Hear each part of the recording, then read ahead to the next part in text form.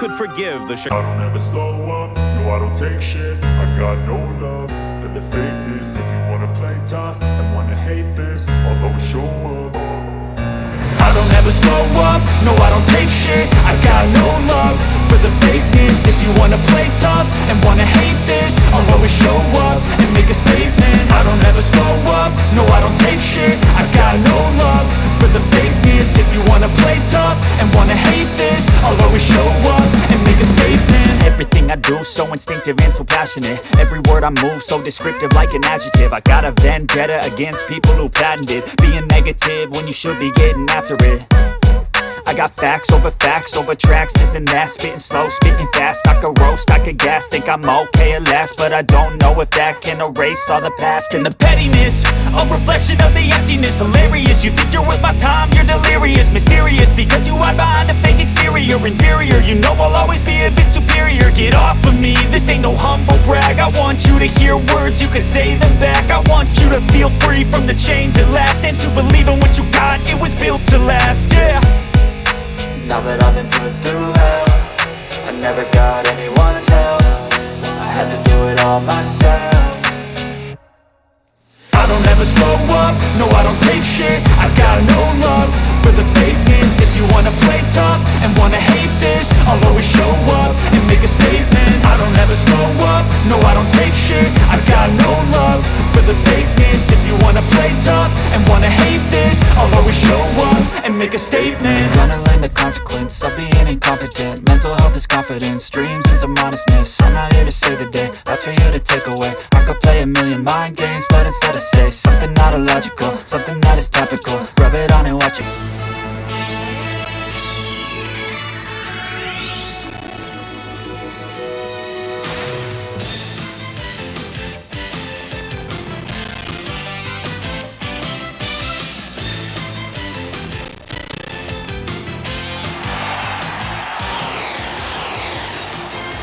Here's what we want. Give him the ball to the backcourt.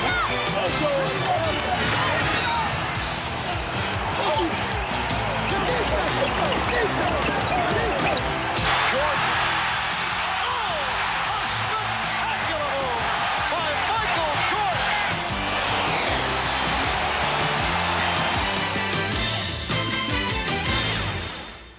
This is the NBA on NBC. The 1992 NBA Finals. Tonight, Game 6 between the Portland Trailblazers and the Chicago Bulls. A pleasant and potentially historic Sunday night in Chicago. The 243rd consecutive sellout at Chicago Stadium, and none of the 18,676 here expect to be back on Wednesday night. Instead, tonight, they look for the final affirmation of what 67 regular season victories and a tough but thus far successful playoff run have indicated. For the second year in a row, this is the finest basketball team in the world.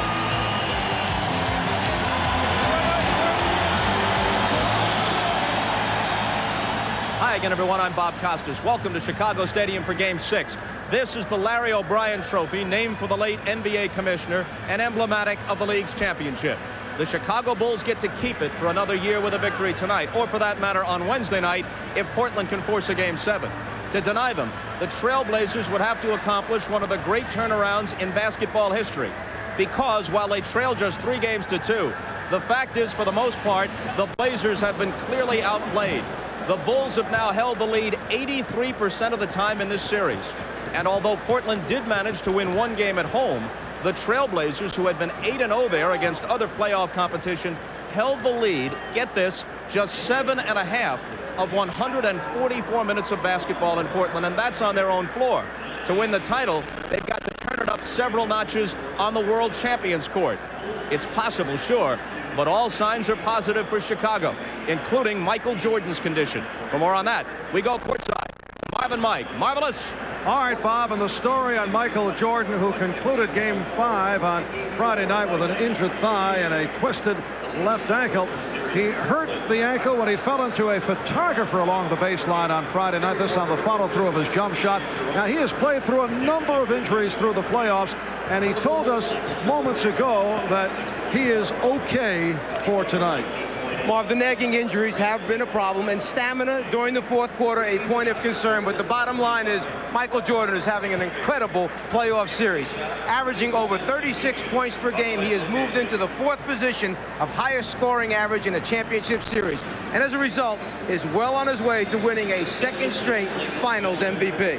Now, the last 3 games, the Bulls have exploded right at the start. They have gotten off to very fast starts, and with the Bulls back home and the crowd such a factor here, you know that a quick start by Chicago is a major concern of the Trailblazers. Well, this Portland team has shown its resiliency. They bounced back from a 33-point loss in Game 1, then in Game 2, down 10 points with 4.5 minutes remaining. They found the way to win in overtime. But if they're to have a chance this evening, they must avoid the early game deficits and foul trouble they had in their 3 home games. And let's keep in mind that in Games 1 and 2 in this building, the stadium, they did get off to a very good start, played very well early in the game. So for the Portland Trailblazers, the season is on the line as we close in on Game 6 of this best of 7. Back with the introductions of the starting lineups in a moment. It is a beautiful 86-degree day in the windy city of Chicago, and indoors it is heating up. Although the Portland Trailblazers have other thoughts on the matter, Chicago fans looking to tonight as a coronation of the champion Bulls, so the home club will be greeted with hysteria. Here is the public address announcer, Ray Clay. To the Chicago Stadium. Tonight, Game 6 of the NBA Finals is between the Trailblazers and your Chicago Bulls. Now for tonight's lineups. First, Portland Trailblazers and forward from Maryland, 6'8", Buck Williams. Forward from Longwood College, Jerome Kersey. At center, 7 foot from Eastern Illinois, Kevin Duckworth. At left guard from Wisconsin, Stevens Point, 6'3", Jerry Porter. At the other guard, 6'7", from Houston, Clyde Drexler. The Portland Trailblazers are coached by Rick Adelman.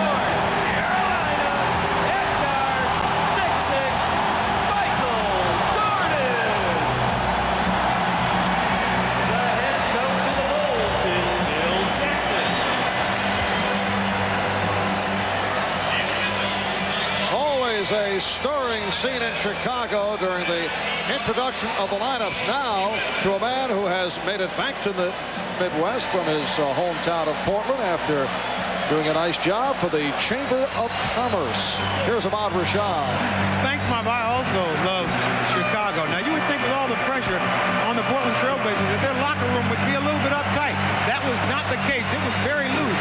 I talked to Clyde Drexler. He said the reason that we're so loose is we feel like this. We've only won 2 games in this series, but we have not played our our best basketball. Hopefully we can do it tonight. In the other locker room on the Bulls side, the only thing they talk about, the only thing that was missing last year when we won the championship was we won it away from home.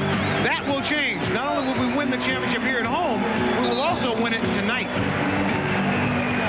Armstrong, and no team in NBA history has ever come back from a 3-2 deficit in the finals by winning the last 2 games on the road.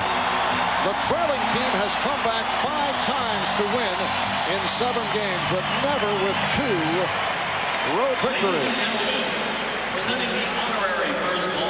And now, for the ceremonial opening tip, receiving an ovation from the crowd, one-time Chicago Bull, Bob Butterbean Love, the second all-time Bull scorer behind Michael Jordan. Bob Love played for the Bulls from 1968 through 1976. And hearing it from the crowd, it's Tom Bullwinkle, one-time Bulls teammate, giving him thumbs up. Tom is a member of the Bulls broadcast crew.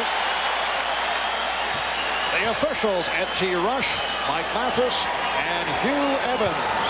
Jerome, Kersey, and Horace on the opening tip, and John Paxson controls for the Bulls. We want to look early to see if there are any unusual matchups taking place defensively for Portland. Right now, it looks like they're trying to go straight up. A switch now has put Porter on Pippen immediately. Cartwright looking to go right at Duckworth. Yes. And Porter met by Paxson. Porter beating Paxson, but he missed the layup. Rebounded by Duckworth. Well, Porter looking to get into it early, and he's called for the offensive foul. Terry Porter has struggled to get his shots. The other night, in Game 5, he went 0 for his first 6 before he was able to hit. And when you lose your confidence, you have a tough time making decisions. This should have been a pull-up right there, about the 10-foot marker. Pull up and shoot that in-between jumper. Cartwright was planted the entire time. And recall the previous game, Game 4, Porter was able to manage only 7 shots from the floor. Pippen worked off the pick. Cartwright open. Drexler moves down. Portland trying to come out of the gates quickly to avoid the early deficits they had in the last 3 games and then stay out of foul trouble, the other point of concern. But the Blazers have opened up with some poor shots. Pippen had it broken up by Williams. And it will be Portland ball. Last touched by Pippen. The veteran official, Eddie Rush, making the signal one way and then realizing that he had pointed the wrong way. Enough presence, confidence, okay? And the fact that he's been around so long, you change it. You make it right if it's wrong and you have a chance to do it. Kersey, played by Pippen, goes to the alley-oop. Cartwright hits the floor and deflected it out of bounds. So the Blazers 0 for their first 5. You sit on the other side.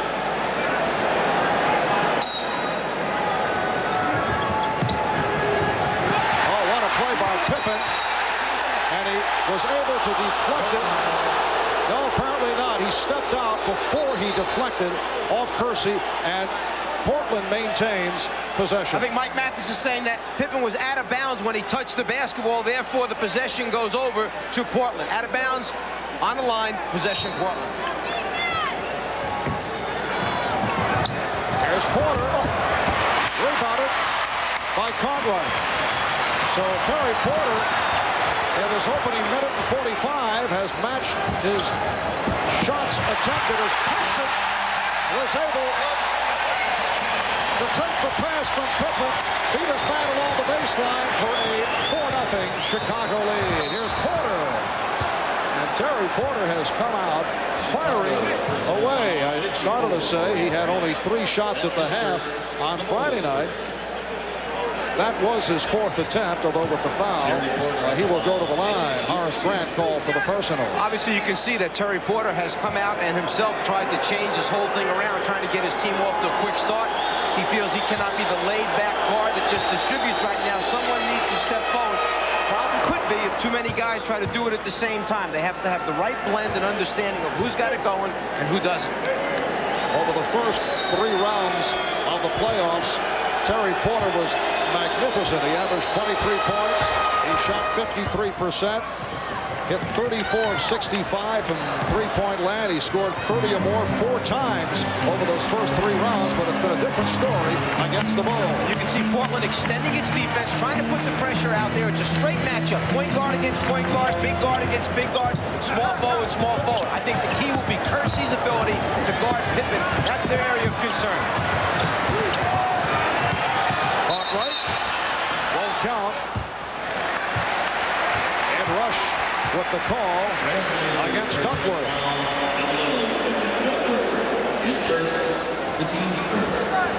Duckworth called for the elbow on Cartwright. So Pippen will throw in.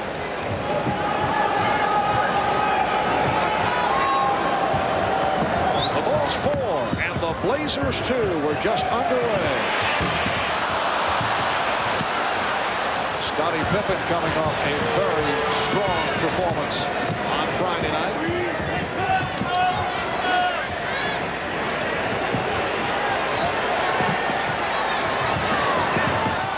Kersey putting the move on Jordan. Kersey with the tip, and he's tied the game at 4. Phil Jackson mentioned to us earlier today that one of the areas of concern, the ability of Portland to put it on the floor, to steal, and now the slam dunk by Kersey. He gets 3 or 4 of those a game just because he has the ability to run out and fill a lane. And the Blazers take a 6-4 lead.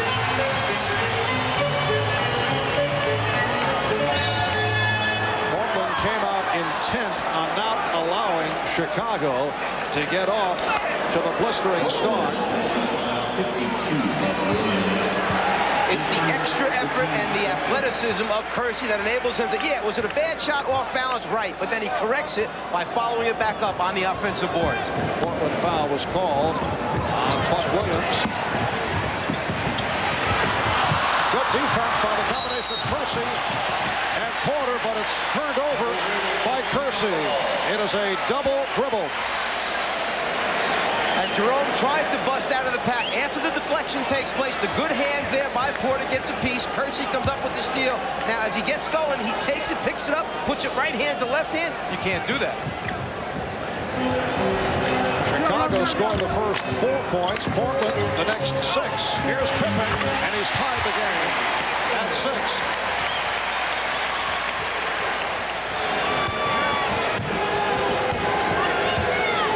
Kersey played by Pippen against Drexler, and it's rejected by Jordan. Michael Jordan with the rejection. He had some help from Cartwright. Well, they front the post to make the lob pass take place. The good rotation by Bill stops him from getting the layup, and then you got Michael coming from behind your head, which is always dangerous.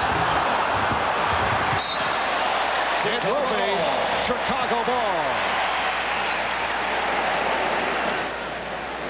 When Michael's gas tank was running a little bit empty in those first 4 games down the stretch, we noticed that one area, blocked shots, he had 0 for the first 4 games. He picked up 1 in Game 5. Already he has 1 here in Game 6. And he was the number 2 shot blocking guard in the NBA behind Reggie Lewis of the Boston Celtics. And we get the whistle. The ball deflected out by Horace Brent, according to Ed Rush. Portland has opened up, hitting only 2 of 11 from the field. Kersey rebounded by Duckworth. So Portland leads by the score of 8-6. Turnovers and rebounds, 2 key figures that have stood up each game. The 2 areas that Portland will try and concentrate on. Reduce their turnovers, get on the glass. Michael Jordan yet to attempt a shot. Shot clock at 4. Eludes the double team. And again, Portland on the run. The Bulls able to get back. Drexler stopped by Paxson, and then Jordan able to hustle it back. The Chicago defense is always swarming, so when you turn your back for a second, somebody else is coming at you. And Drexler stumbling, threw it away. The Bulls take a timeout. A shaky start by both teams. 5 minutes gone by. Most of the series, Chicago has had the lead. They have dominated in this department, as you can see by the numbers. Now, the last 3 games, Portland has started very slowly. We talked about this with Danny Ainge and asked why the slow starts. It's typical for our team to start slow. Clyde is a guy that kind of gets a feel for the game and gets going as the game goes along. I think in contrast to that, the Bulls, Michael is the type of player that, similar to Larry when I played with Bird in Boston, likes to come out right from the get-go and get going and then kind of coast through until he's needed again. And I think it's just a contrast in styles, and it's really hurt us. It's interesting how the great players can pick and choose which way they would like to come out to start a game. Earlier, when we spoke to Michael before the game, he had mentioned that tonight he does not want to come out real strong as far as scoring. He'd like to get his teammates involved and then pick and choose his spots in the beginning when he wants to try and score. Well, he's attempted only 1 shot. Came up with that blocked shot a moment ago, so he is, as they say, letting the game come to him. 6:53 remaining. In this first quarter, it's Portland 8 and Chicago 6. Portland wanted to concentrate on rebounding. Right now in the early going, a 9-2 advantage on the glass for Portland. Duckworth with 5. Jordan slicing through, and he drew the foul. He was met by Duckworth, and he put the move on him. Duckworth called for his 2nd foul. Well, Michael, with the terrific crossover move right to left, he's just too quick for the big man to come out and try and play him. Duckworth. Now Clifford Robinson replaces Kevin Duckworth, who was called for his 2nd. That was called a non-shooting foul. Kevin Duckworth had 5 rebounds here at the start. And the foul called on Cartwright. Offensive foul. Cartwright attempting to set up, looking for position against Robinson. And in the process, he picked up his first foul. And they don't want to let the offensive man hold. The right arm right there holds Robinson so he can't come around and defend. Robinson went short, but Kersey is right there. A strong start for Kersey. Blazers 10, the Bulls 6. Let's go back to game 1, the blowout here when Chicago took the Trailblazers apart. Only 25 minutes of playing time for Duckworth because of early foul problems. Only 18 minutes for Buck Williams. They have to stay out of foul trouble. Cartwright working his way in. And it will be Portland ball. When the Bulls saw the matchup of Cliff Robinson against Bill Cartwright earlier in the season, they felt they did not try to take advantage as much as they should, so they're looking for Cartwright here. Meanwhile, Robinson from the outside. Cliff Robinson, 3 games ago, struggled at 2 of 11, then bounced back with a good one in game 4, 3 of 4 the other night in Portland. Pippen off the board and able to cover. Blazers lead 12-8.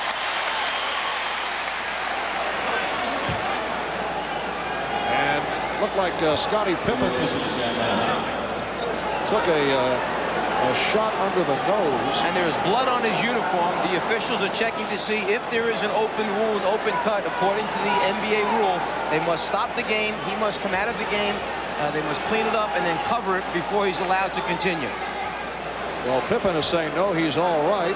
The Bulls trainer Chip Schaefer took a look, and now the officials are checking it out. Scottie, I think, saying that he was bleeding from his nose. He just used the top of the uniform to wipe it and stop the bleeding, but there are no open cuts, evidently. NBA officials now in the role of Arthur McKenzie or Mills Lane. 5.5 remaining in the first quarter. Blazers with the ball. They lead it 12-8, although they've shot only 5 of 16. Chicago 4 for 10. Porter dumps it off. The rejection by Grant. Horace Grant, who had 4 blocked shots the other night and has been a terror in that department against the Blazers, coming up with an emphatic block on Buck Williams. That was Grant's 14th block in this final series. He's all over the interior area, either changing or blocking shots. It's discouraging. Just when you think you got a clear look, here comes Grant to get a piece, change the entire face of the offensive structure for the team. Bill Cartwright sitting down. Scott Williams, second-year player from North Carolina, has checked in. He will match with Buck Williams. Just under 5 minutes to go in this first quarter. Robinson. And the rebound handled by Williams.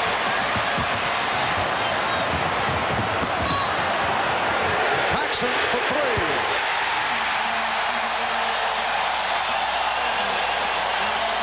Portland 12. Chicago 11. If you're trying to get your help from John Paxson's side of the floor to stop Michael Jordan off the dribble, he just floats to an open spot, waits for the pass.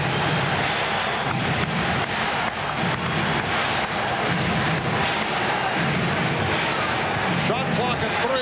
Porter with a force, and he hit it and drew the foul. Terry Porter had to hoist it up with the shot clock dropping down. Paxson commits the foul, and Porter will go to the line. Well, you said it. With the clock running down, Porter knows he has to get it off. Paxson right there getting a hand. The foul takes place on the wrist. Perhaps this will be the thing that gets Porter off that tough shooting stretch he's been involved with. 3-point play for Terry Porter. It's Portland 15, Chicago 11, as we come up on 4 minutes remaining in the first. Offensive foul on Jordan. That's his first. Well, the officials are not going to let Michael Jordan get away with anything extra. It's the left hand holding Clyde's wrist so that Clyde can't move his feet. Clyde calls it, the officials call it. No extra advantage for Michael Jordan. Not that he needs any. Very quiet start for both Jordan and Drexler. Now Grant switches off to Drexler. Shot clock at 5. Drexler changed his mind. Porter has to force again. It's an air ball, and it's a 24-second violation. It's tough enough in the NBA to get a good shot with the shot clock running down on the 5. But against Chicago's defense, with the quickness and size that they have, when you pass the ball back and forth with 5, 4, 3 on the 24-second clock, nearly impossible to get a good look. Pippen lost control, but was able to recapture.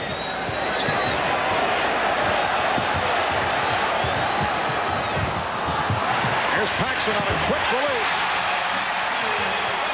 John Paxson has hit his first 3 shot attempts. He has 7, and the Bulls trail by 2. Last time it was Michael Jordan. This time it's Scottie Pippen. Drive the seam, kick to Paxson. Loose ball foul against the Bulls. It's on Paxson. Second committed by Paxson. And now Rick Adelman calls for time with 3:08 to go in the first quarter. Out 2 jumpers in the offensive end. Paxson a little over-aggressive going for the rebound. The body contact to Porter. Personal foul number 2 on Paxson. B.J. Armstrong reports to the scorer's table. He will replace John Paxson on the floor. And Paxson has had the hot hand, 3 for 3, including a 3-pointer, 7 points. In this series, he's knocked down 7 out of 15 from 3-point land. Here's B.J. Armstrong coming on. So Jordan and Armstrong in the backcourt for the Bulls. Scott Williams up front with Scottie Pippen and Horace Grant. 3 minutes remaining in this first quarter. Jordan with the interception. The Bulls trail 15-13. 4th turnover in this first quarter for Portland. And Jordan is fouled. Because Chicago anticipates so well, in particular Michael Jordan, the passing lanes are most dangerous. You have to be sure before you pass the basketball. Crisp, short passes. Clyde Drexler, who was in foul trouble throughout the game on Friday night with 4 in the first half, was called for his first. Again, a non-shooting foul. Now Jordan posting up Drexler. Clyde played him well. Jordan passed on the 3. Finds Grant. Oh, what a play by Horace Grant. And he's tied the game at 15. And Danny Ainge had mentioned he hangs in the air so long, you just don't know where he's going to drop the ball off at the end. Robinson, yes. Cliff Robinson with his second field goal. He has 4, and the Blazers lead at 17-15. Now Jordan being played by Kersey.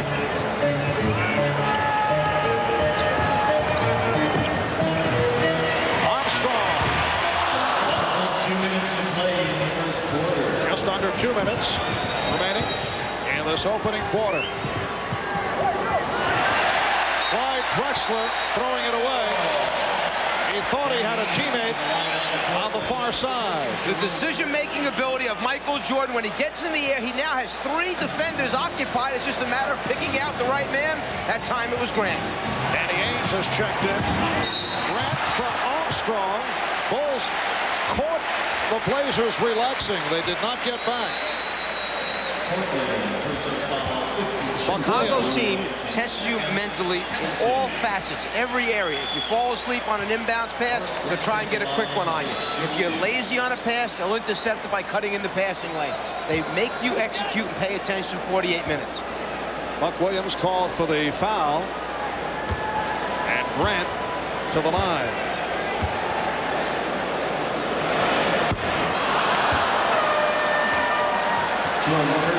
And now Kersey makes his return, and Buck Williams sits down after picking up his second. It has been a quiet series for Buck Williams. As Bob mentioned right at the start of the game, he's bothered by a bruised heel. Nice pass from Grant, finding Williams. And the game is tied at 17.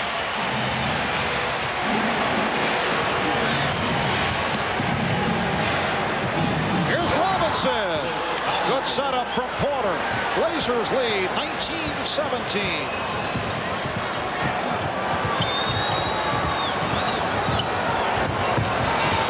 Jordan. And that is his first field goal. Bulls and Blazers at 19 apiece. Kersey able to penetrate. 8 points for Kersey. The Blazers lead by 2. And that's the freewheeling type of attack that the Trailblazers want to get involved with. Couple passes, put it on the floor, break down the defense. Last couple of times down, Drexler getting some help with Jordan. Williams rejected by Robinson. Here comes Porter. And it's Kersey again, giving Portland a 23-19 lead. Ainge with the steal.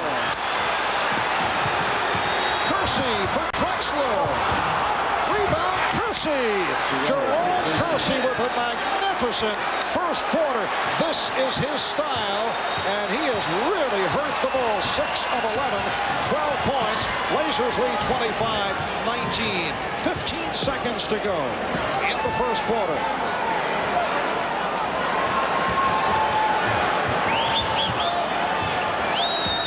Down to 5. Jordan. And it will be Blazer ball with 2 seconds remaining.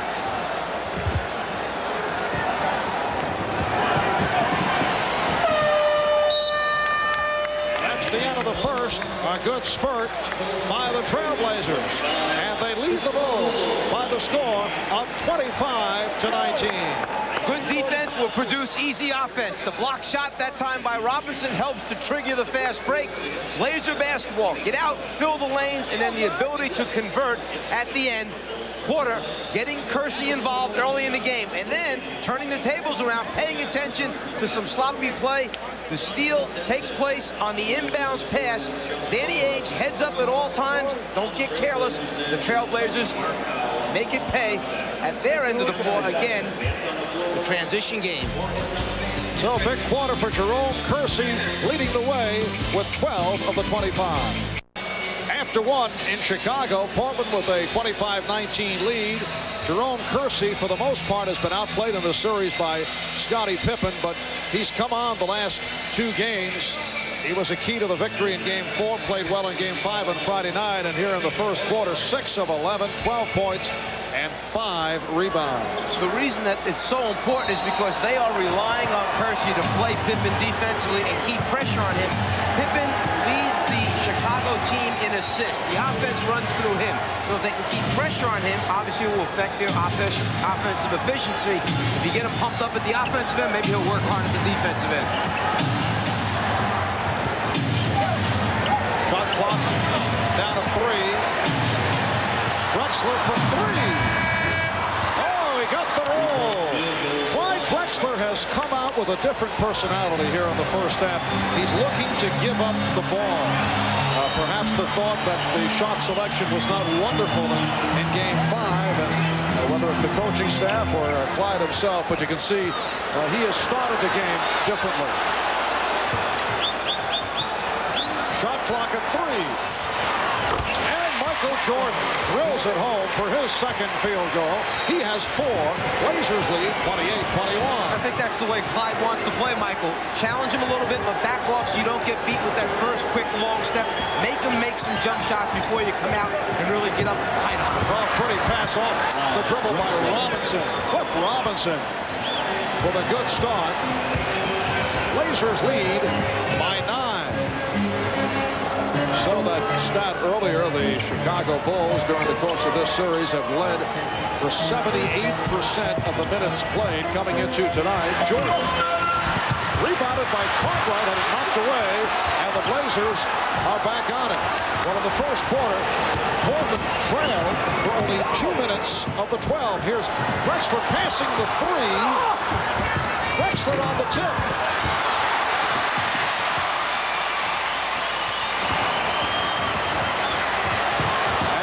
Jordan changed his mind with the 3-point opportunity. Pippen, tough angle shot. And it will be Portland possession.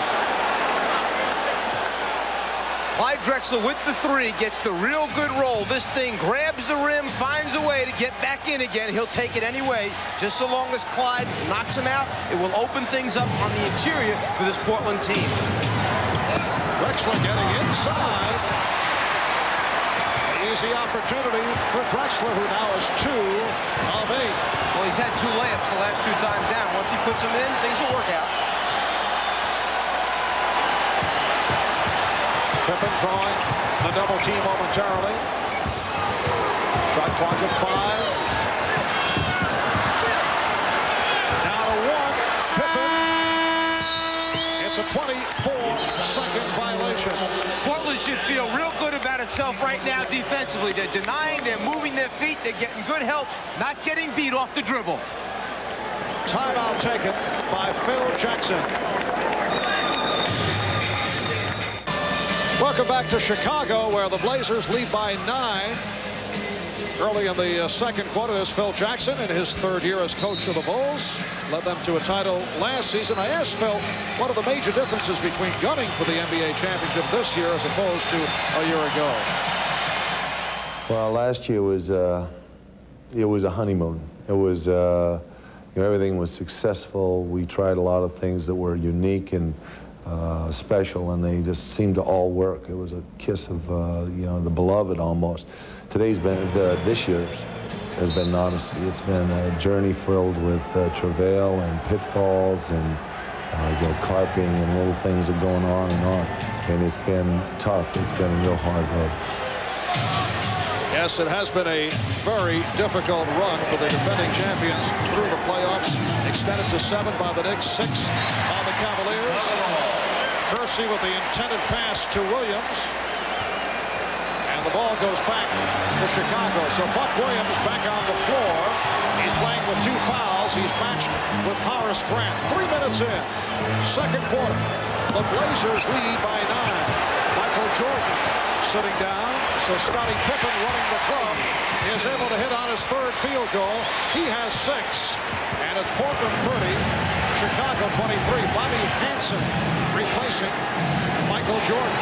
And Hansen is guarding Ainge. Kersey got the step.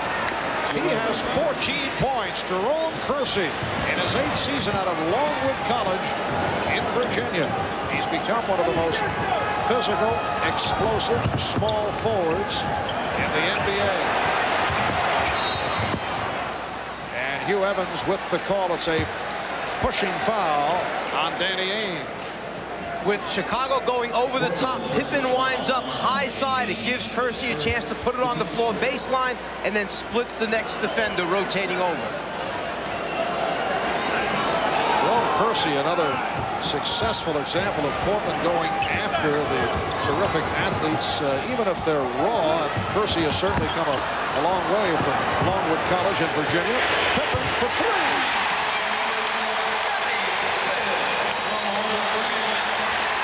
It cuts the lead to 6. And the call against Portland. Jerome Kersey for the offensive foul. Here's another look. After Pippen makes the shot, it's in transition as they're running back down the floor. Kersey trying to hold Pippen up and then delivers the forearm. Not going to get away with that. And Rick Adelman looking to settle things down. Takes Kersey out. Duckworth checks in. So Kersey with 14 points, 6 rebounds. He has been able to ignite the Trailblazers in this first half. That three-pointer by Pippen is first of this series. He missed his previous 6 attempts. Cartwright, yes. It's Portland 32 and Chicago 28.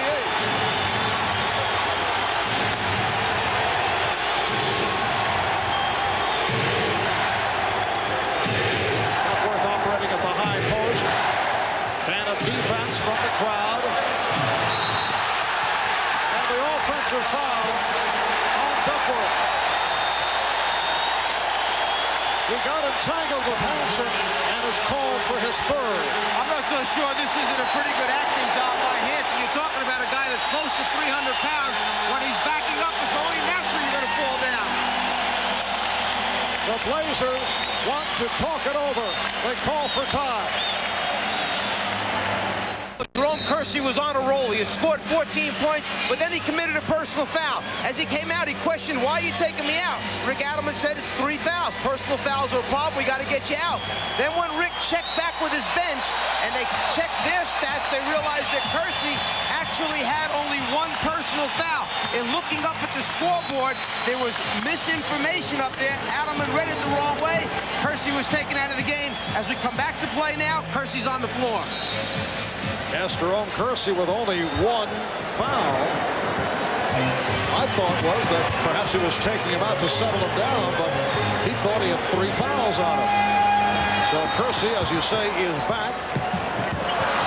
Chicago in the midst of a 7-2 run without Michael Jordan over the last minute and 59.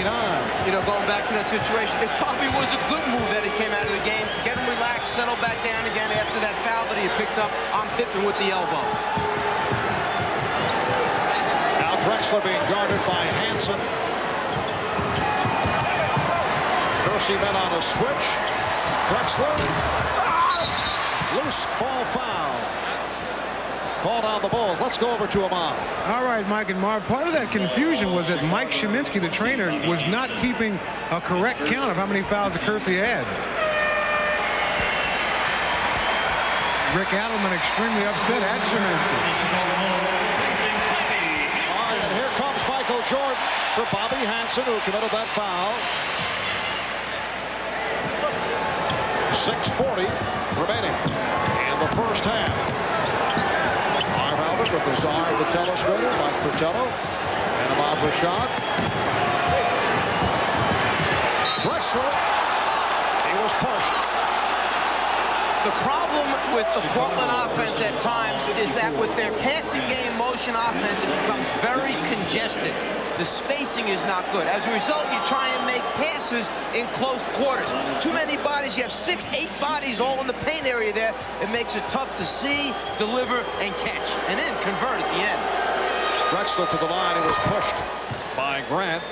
At one point in the series, Clyde hit 28 straight. At the free throw line, he's off to a slow start. As you can see, only 2 of 9 from the field. 7 points for Drexler. It's the Blazers 34 and the Bulls 28. It's a deceiving 2 for 9, though, because he's had some real good shot opportunities, which normally he's going to make the inside layups.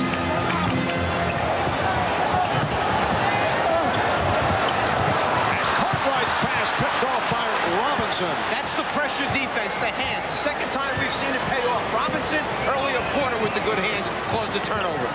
Cliff Robinson has had a strong all-around first half. Nice feed. Robinson from Kersey, and the Blazers lead 36-28. Spacing that time much better for Portland. They were spread out. They had Chicago's defense extended. Therefore, you can run back doors and make passes in the open passing lanes. Here's Pippen. And Buck Williams with the box out.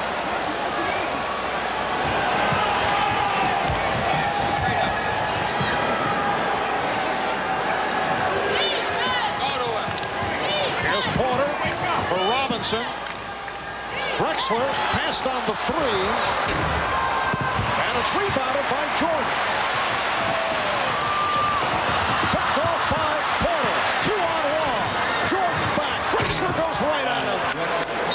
Blazers with their biggest lead of the night. Terry Porter back in transition defense. Portland 2-on-1. Played the middle linebacker role. Eyes seeing the whole floor. Anticipated the pass. And then went and picked it off. It's a 10-point lead for Portland. B.J. Armstrong.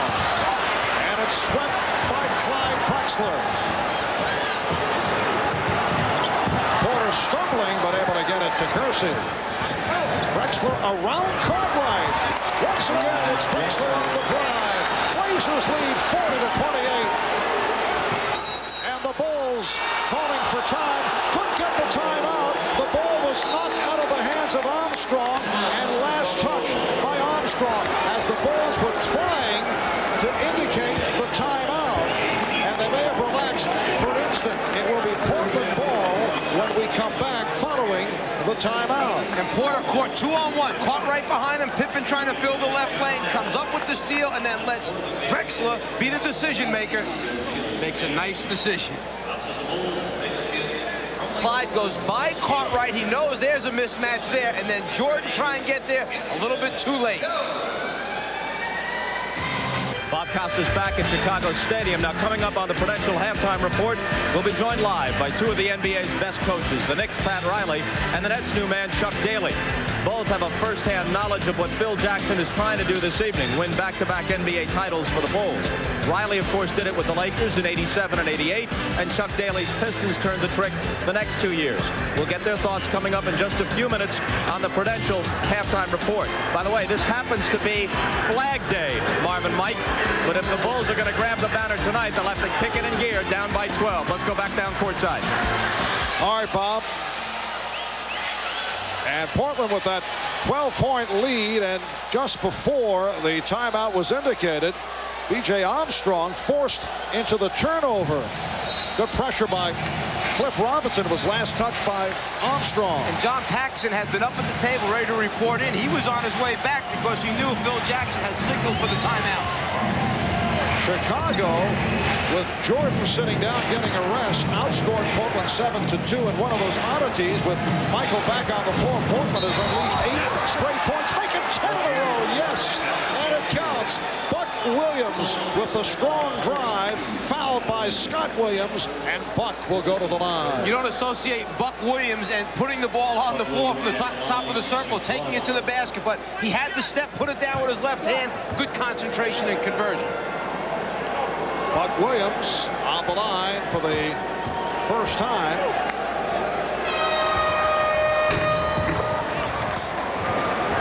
The Blazers 43, the Bulls 28. Portland playing for its playoff life. And they've jumped in front by 15, hoping to tie the series at 3 to force a 7th game here in Chicago on Wednesday. The Bulls seeking to wrap it up. Pippen rejected and fouled by Kersey. The defense is swarming right now for Portland, and with their athleticism, they have the ability to change and block shots. That time, the block was good. It was the left hand in the back. That's where the foul was called. An 11-0 run overall by the Blazers. And that now is number 2 committed by Jerome Kersey. Pippen to the line for the first time. Scottie Pippen picking up his free throw shooting after he had some difficulties in game 4.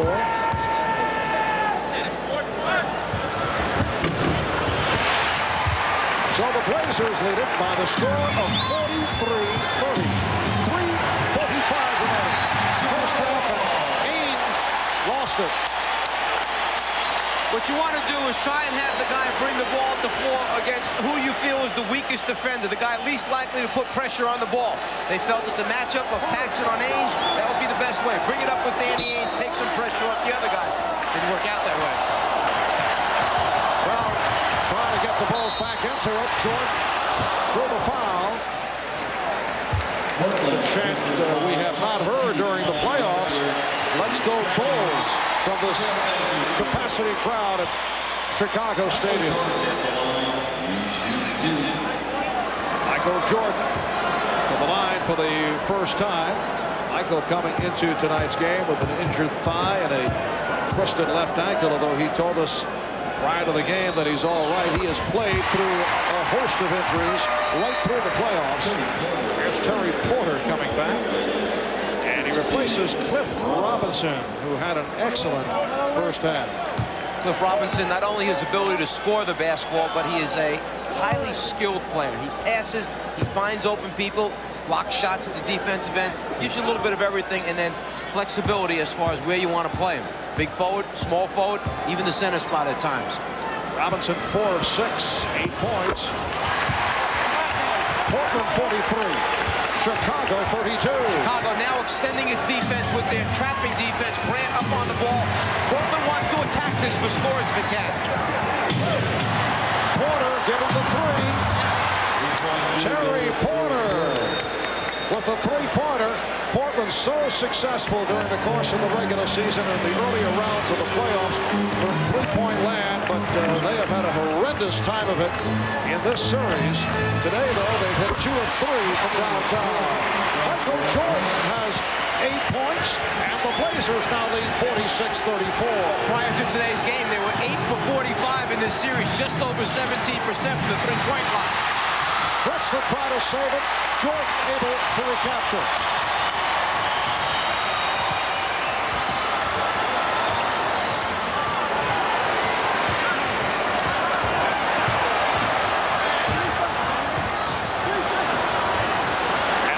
Reset it. Shot clock at 5. Pippen checking the clock. Pippen off the spin. Rebound Williams. Williams again, and he pops it out. Jordan for 3.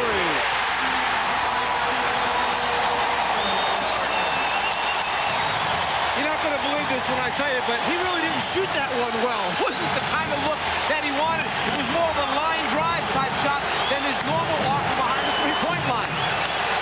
So the Portland lead is now 9. They've led by as many as 15. Terry Porter.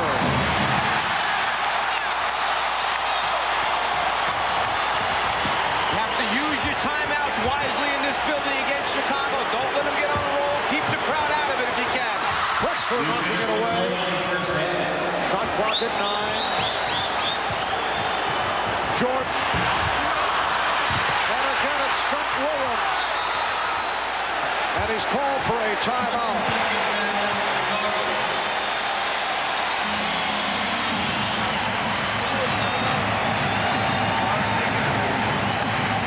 Well, ball up on the glass, and Scott Williams, a big, wide body, keeps it alive and then kicks it back out deep. Michael Jordan calls for it and says, I'll take it from here.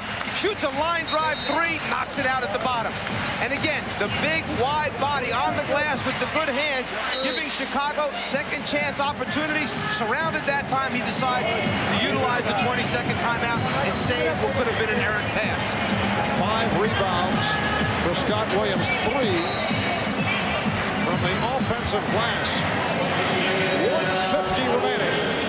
this first half, and Portland with a 46-37 lead. The Blazers led by as many as 15, but Chicago has turned it off a 9-3 run. Now the Blazers have called for a 20-second timeout.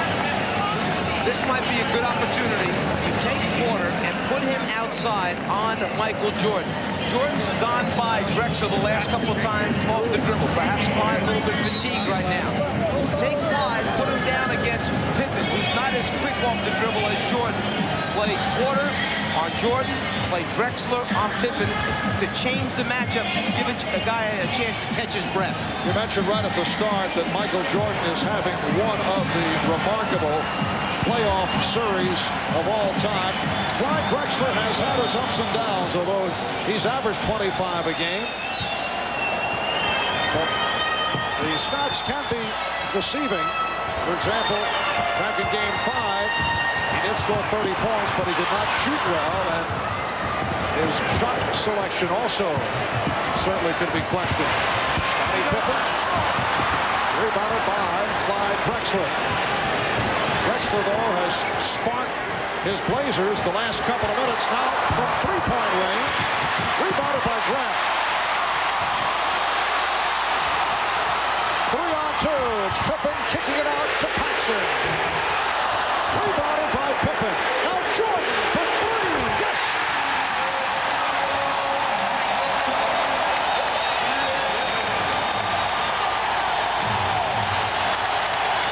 So Portland leading by 6.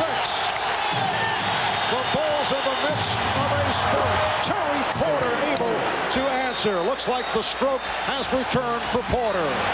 Remember, when you take long perimeter jump shots and they're not going down, you get long rebounds off the rim. And with this Chicago team, they run out so well, you want to try and control that. Take high percentage shots, particularly when you come in shooting at 17% from the three-point line. Scott Williams to the post-up move. His second field goal off the good fake, and he's brought Chicago within 6 with a half-minute left in this first half. Nice pass from Drexler, and he's fouled. Scott Williams called for the foul on Buck Williams. An excellent look that time by Clyde. Williams had turned his head for a split second, lost sight of Buck Williams as Buck ran the backdoor move. Little pump fake, ball fake to get him in the air, and then the contact on the arms. Levingston in the line for the Bulls. Scott Williams hears it from the crowd as Clifford Levingston checks in. 4 points, 5 rebounds for Scott Williams. Coming up on the Prudential halftime report, we will hear live from the two coaches who most recently won back-to-back NBA titles. Pat Riley, who did it with the Lakers in '87 and '88, and whose Knicks took the Bulls to 7 games this year, and Chuck Daly, who won consecutive championships with the Pistons in '89 and '90. They'll join Bob Costas and Quinn Buckner. Coming up on the Prudential halftime report. Chicago will use its open or spread set. Let Michael Jordan try and break down Clyde Drexler off the dribble. If they come in double team, they'll have Paxson spotting up, they'll have Pippen spotting up, and then send Grant and Levingston to the glass. Portland trying to get the ball out of Jordan's hands early. Drexler poked it away. Jordan got it to Paxson for 3. Rebound Pippen, and he drew the foul as time runs out. Pippen was hacked, and he will go to the line. The foul committed by Kersey. That is 3rd. Zeros on the clock. No time remaining. And Pippen to the line. He is 2 of 2 from the free throw line. 76% for the season. And the officials are waving the players off the line.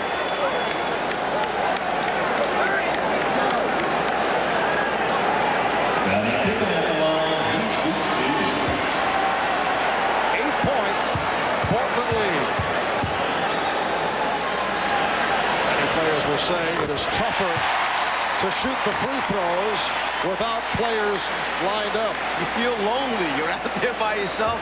You know there's 20,000 people in here looking at you. There's nobody around to give you any support on either side.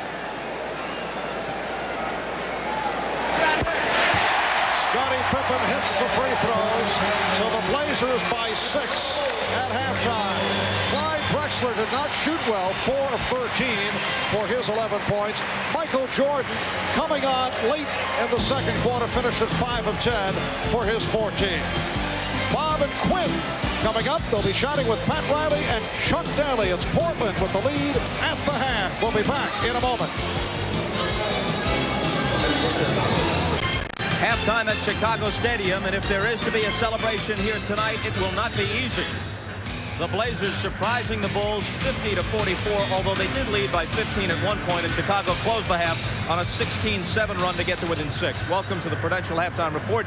Bob Costas, along with Quinn Buckner, Pat Riley, and Chuck Daly in just a moment. First, a thought on this first half. Well, then I watched the first half. I thought the Bulls came out flat, and Portland took advantage of it. They started getting to some loose balls, but then right at the 7:57 mark in the second quarter, all of a sudden, there was this foul by Kersey, and you could see the energy come up in Chicago, and since then, Michael Jordan has turned it up, and now the flow has definitely moved back in favor of Chicago.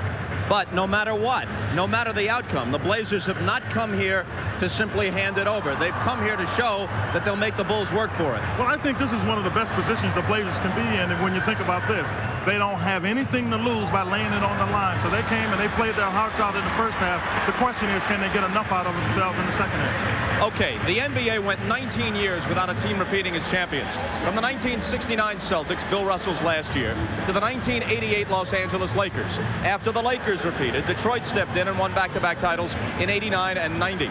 The gentlemen who coached those Laker and Piston teams respectively, Pat Riley and Chuck Daly, join us now from Los Angeles and Detroit. And guys, before we talk about the specific question of repeating, a thought on this first half. Let's start with you, Chuck. Has Portland's performance surprised you? Well, I think Portland's a better club on the road, frankly, every series they've ever played. But I think Jordan and company will prevail at the end. Pat, Chuck did it with Detroit before you guys did it with the Knicks. This year, earlier in the playoffs, you went at the Bulls in a very physical fashion. Is that the only way to go against Chicago? Well, Bob, I don't think you can play them conventional. I do think you have to get up into them. You can't give them any kind of airspace.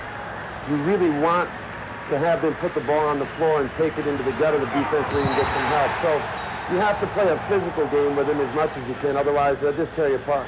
Of course, what people say, Chuck, is you can only play what your personnel dictates. So Lenny Wilkins with Cleveland and maybe Rick Adelman with Portland can try to be a bit more physical than usual, but they can't do what the Pistons did. They can't do what the Knicks did. They don't have the same personnel. No, I agree, and they've got to play their own game, and they're an athletic, high-scoring team that makes a lot of mistakes, pushes the ball, and takes shots. Some nights they fall, some nights they don't. First half, they've been playing extremely well. Well, Pat, you now coach the Knicks, but obviously having coached in the Western Conference, you played Portland quite a bit.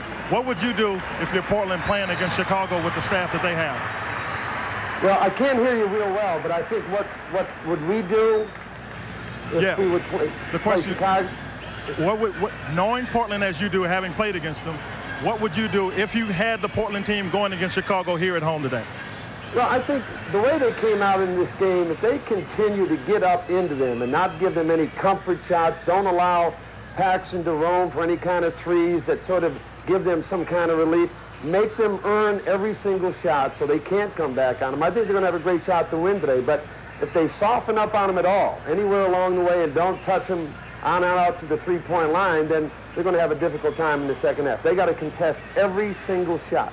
We'll talk about the concept of winning back-to-back after the commercial break. But before we go here, Chuck, a question for you. We talked to you a couple of weeks ago when you got the job with the Nets. You said you planned to have a face-to-face with Derek Coleman, who was so difficult for Bill Fitch to handle. Has that happened, and how did that meeting go?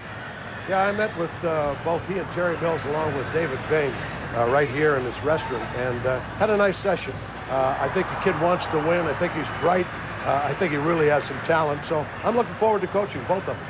Hey, Pat, you might have thought that you had Chuck Daly out of your hair, first in the finals those years with the Lakers, then this year when he had the Pistons. Now he moves right over into your division. Just where we want him. If he starts hairspraying his hair, then I know we're in deep trouble. I know that. It's a wardrobe duel for sure, though, hair or not. We'll continue with Chuck Daly and Pat Riley right after this message from Prudential and a word from the NBA.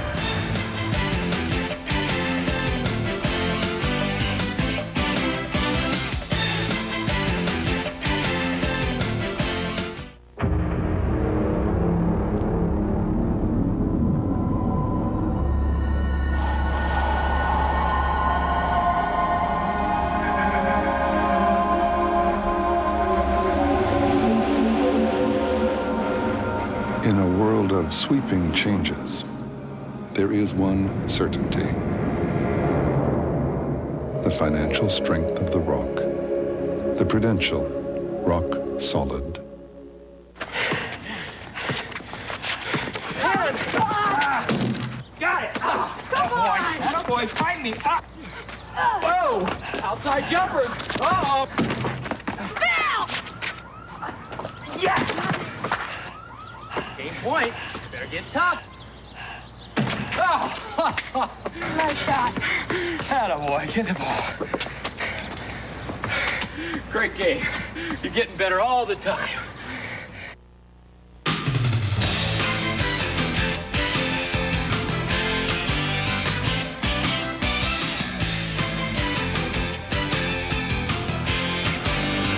I'd been to Vegas the night before, and Pat hasn't gotten over that yet, when I went to see the fight with Tommy Hearns. But I said, hey, we're going to win this series. We're up 3-0. It's just a case of when you want to do it. I said, let's get it over with. I know you don't want to practice tomorrow. This happens to be the second anniversary, right on the nose, Chuck, of your back-to-back titles. It was June 14th of '90 when you polished the Trailblazers off in Portland to end that series in 5. Do you think a lot of this talk about repeating is just a matter of coincidence? I mean, after all, the Celtics had great teams in the 80s, but they always went against the Lakers, so they sort of alternated. Or is there something to it, something psychologically to the idea of repeating? Well, I think it takes a great deal out of you to do it, but I think the teams, we're seeing errors. LA did it, we did it, now Chicago's doing it. I think we're seeing errors where it's going to happen. Because of the lack of the ability to make trades and make moves, I think one club is going to be dominant for a certain amount of years. And quickly, a last question for you, Pat. You went out on a limb when you guaranteed the back-to-back titles after you beat the Celtics in '87. You had to be holding your breath the whole year after. Why did you do it? I think that was the only thing left, Bob, that team had to accomplish. If the criteria for being great in the 80s was that you had to win them back-to-back, then that was our carrot, that was our incentive. And, you know, just to go back and talk about, you know, the opportunity that I had to win them back-to-back, now that Chuck Daly won them back-to-back, I don't know if Phil Jackson wants to win them back-to-back because Chuck and I left about a year and a half after we won them back-to-back. I don't know if that's such a good thing to do nowadays. Left, but found other employment, it should be noted. And for the record, Chicago 15-2 in the playoffs last year, 14-7 in the postseason to this point this year. For Quinn Buckner, I'm Bob Costas. We'll return with second half action. The Blazers leading the Bulls here by 6. Our thanks to Pat Riley and Chuck Daly. And we're back with Marvin Mike after these messages from your local station. This has been the Prudential Halftime Report, brought to you by Prudential. Come to the companies of the Prudential and build your future on the Rock.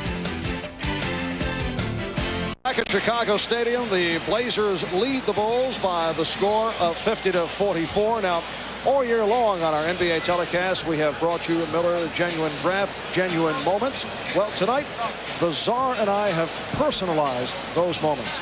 Here's a look.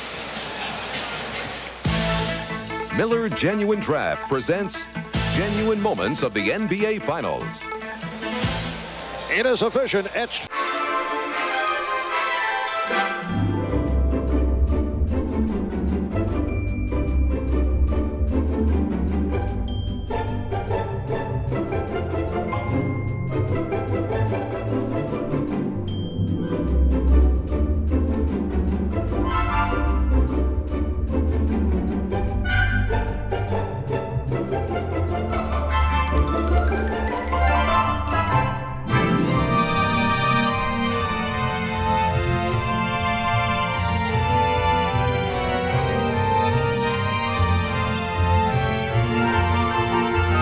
The 1980 finals when Magic met the Doc. In Game 4, Julius Erving introduced us to the move. It was an incredible acrobatic performance that left our broadcast colleague a bit stunned. My mouth was like, and I looked at Coop, he looked at me, and I said to him, I said, Coop, you think we should maybe ask him to do it again? Magic had the last laugh. The rookie played center in Game 6, scored 42 points, and led the Lakers to their first of 5 championships in the 80s. Finally, Czar, you remember last year.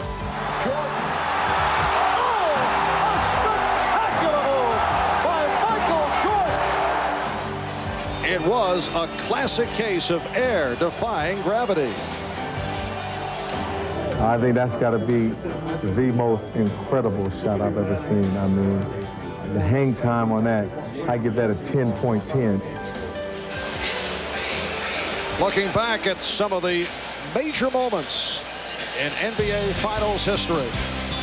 We'll be back with our second half after this.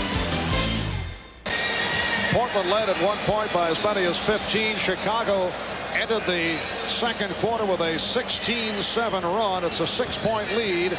As we head to the third quarter, a look at tonight's Miller Genuine Draft halftime statistics. Jerome Kersey has come up big, 7 of 13 for 14. Blazers 47%, and the Bulls at 46% shooting for the half.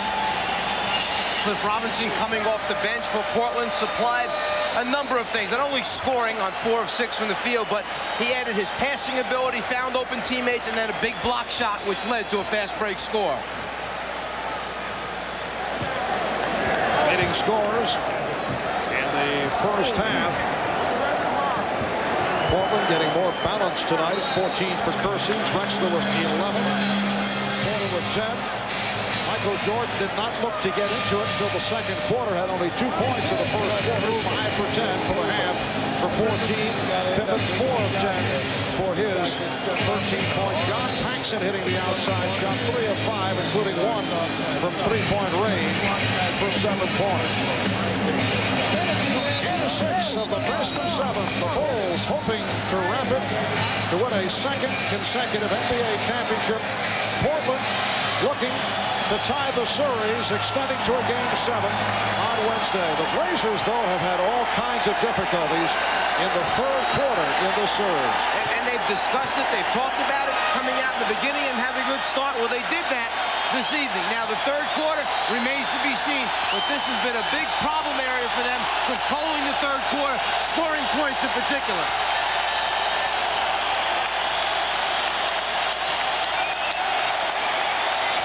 Crowd here at Chicago Stadium roaring its appreciation as the Bulls take the court. It will be Portland ball as we get underway. Marv Albert, Mike Fratello, and Ahmad Rashad, along with Bob Costas and Quinn Buckner, before the usual packed house in Chicago. Kersey looking for the jumper. Now Porter works down low on Paxson.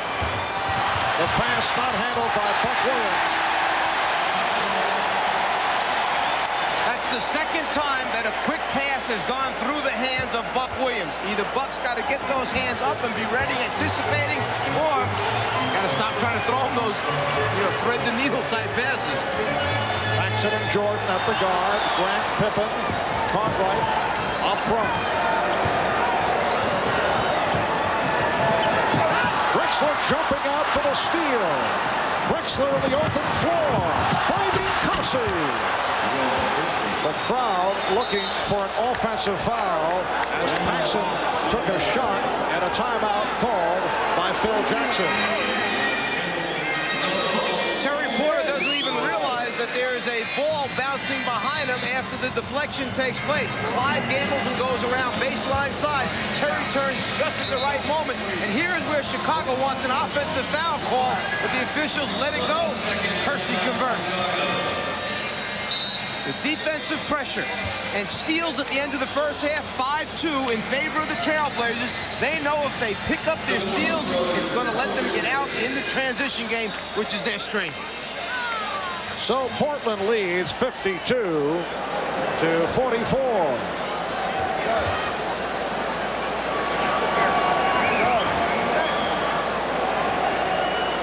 was some confusion as to whether that was a 20 or a full timeout, and it was a 20-second timeout.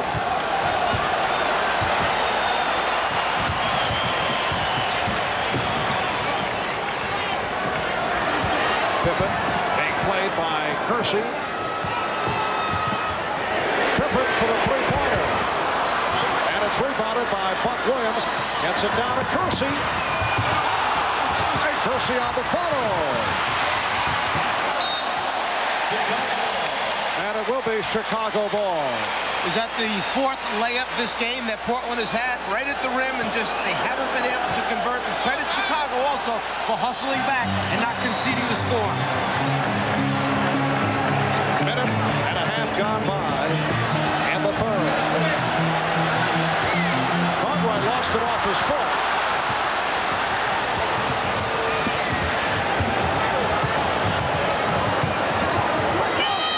Duckworth. And the rebound for Paxson. Here comes Pippen. Drexler turns his back and then called for the foul. And Pippen is hurt. And Clyde over to take a look. That whole thing started because of the court balance of the Trailblazers. You had Duckworth outside shooting a jump shot with a guard trying to rotate to him. No one covered the backcourt. Suddenly you look up and you have two Chicago Bulls, Pippen and Jordan, out there streaking. Drexler trying to recover and get in front way too late. Pippen, who had back surgery in the offseason, lands on that bad spot. Drexler very concerned, went over to check it out. Scottie Pippen indicating that he's all right. The foul on Drexler, his third. Pippen is 5 for 5 from the free throw line. He has 14 points. Portland leads by 7.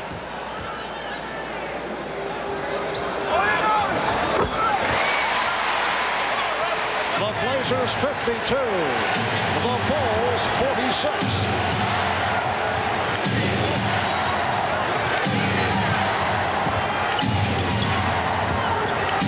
Porter for 3. Duckworth came up high to set the pick. And it will be Chicago in possession. You had Duckworth out there trying to set a screen to give Porter a pick-and-roll situation, but then there aren't too many people on the offensive boards. Michael Jordan thought he was fouled.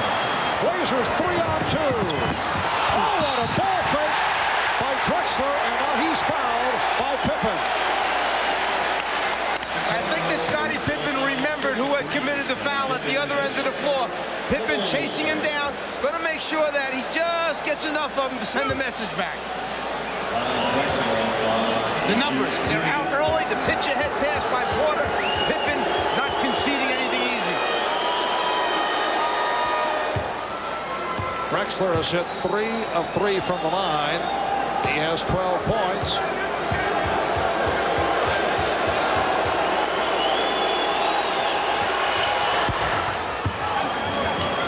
Portland with an 8-point lead.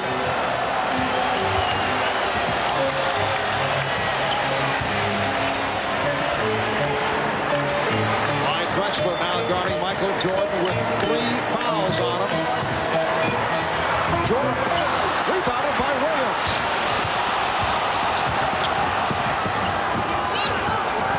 Bulls able to get back to stifle that fast break attempt.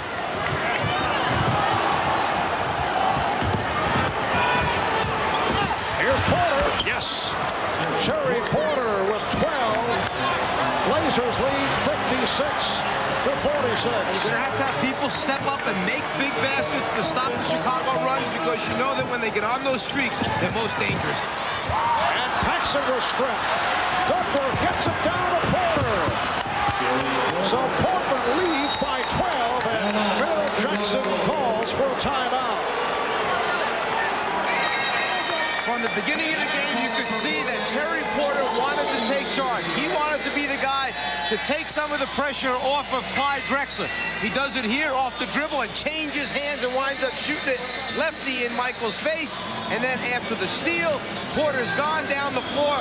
Duckworth with the good long outlet pass leads to the easy score. Well, for Terry Porter, a native of nearby Milwaukee, although he told us that occasionally he comes to Chicago to check out the Bulls as a youngster. It has been a turnaround tonight. He averaged 18 a game during the regular season. Excellent during the course of the first 3 rounds, but his stats have been down in the finals. But he's been looking for the shot tonight. He's hit 5 of 10 for 14. And you look at the Blazers' playoff scoring as compared to the first 3 rounds, they have fallen off. But in particular, Terry Porter has dipped. He's gone down almost 9 points per game as compared to his production over the first 3 rounds. Chicago 0 for 3 from the field in this third quarter. Make it 0 for 4. Blazers lead it 58-46. Kersey, yes, and give the assist to Terry Porter. You know, after the first 4 games, Terry Porter was averaging only 3.5 assists per game. Then he comes out in game 5, has 7 assists in the first half, 1 in the second half. Dribble penetration will lead to good shots for his teammates. John Paxson hitting the jumper. He has 9, and Portland leads 60-48. 4 minutes gone by in the third. Now Michael Jordan guarding Jerome Kersey. And the blocking foul called on Jordan. That is his second. Getting back to the difference in scoring. The Blazers obviously having a bit more of a difficult time against the Chicago Bulls as compared to the earlier rounds of the playoffs. Bulls defense is a much different type of defense. They're very aggressive. They take away your passing lanes, and they control tempo. That's the big thing.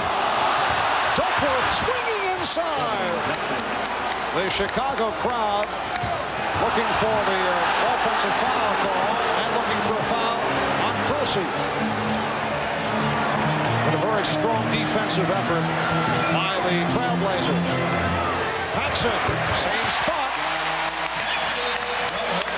John Paxson has 11. Porter with a nice pass off the dribble, but a foul was called. Offensive foul on Drexler. That's his 4th. Duckworth with the up and under move shows Cartwright comes back with the left hand. Drexler holding off Jordan, the offensive foul call because both arms are wrapped around Michael.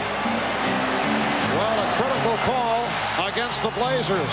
Drexler playing with 4. He picked up 4 in the first half the other night, and that is an offensive foul on Cartwright.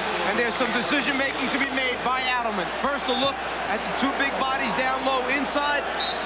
The move by Cartwright swinging in on Duckworth. Too much contact, they feel, initiated by the offensive player. Therefore, the offensive foul call. Portland has asked for a timeout. They lead by 12.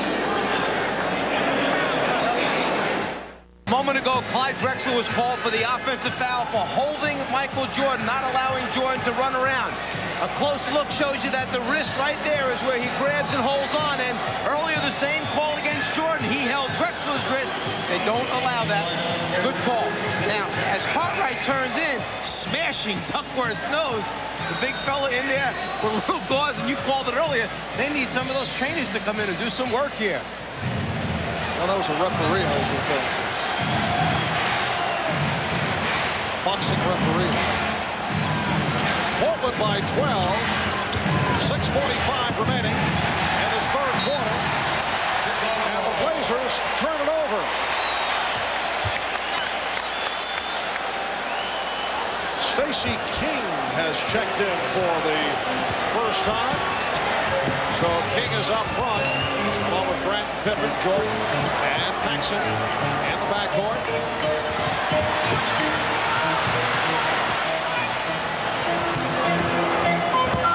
Pippen lost it. He thought he was fouled. Phil Jackson now complaining. Being waved back to the bench by Ed Rush. But Williams with a rare outside shot. The tip missed by Drexler, then Kersey. Drexler gets it back. And they get the new 24. Here's Kersey. Yes. It has been a magnificent opposite night for Jerome Kersey. He has 20, and the Blazers lead it 64-50. Halfway through the third. Paxson then on a switch by Buck Williams. The mismatch is Drexler and Bryant. Paxson to the scoop. Portland has to make a decision on those dribble handoffs or split screens, whether to stay with their own people or switch. They've decided to switch out, but it leaves a big guy trying to guard a guard off the dribble. Kersey with an open shot. Jerome Kersey is hitting from all angles. Blazers lead 66-52.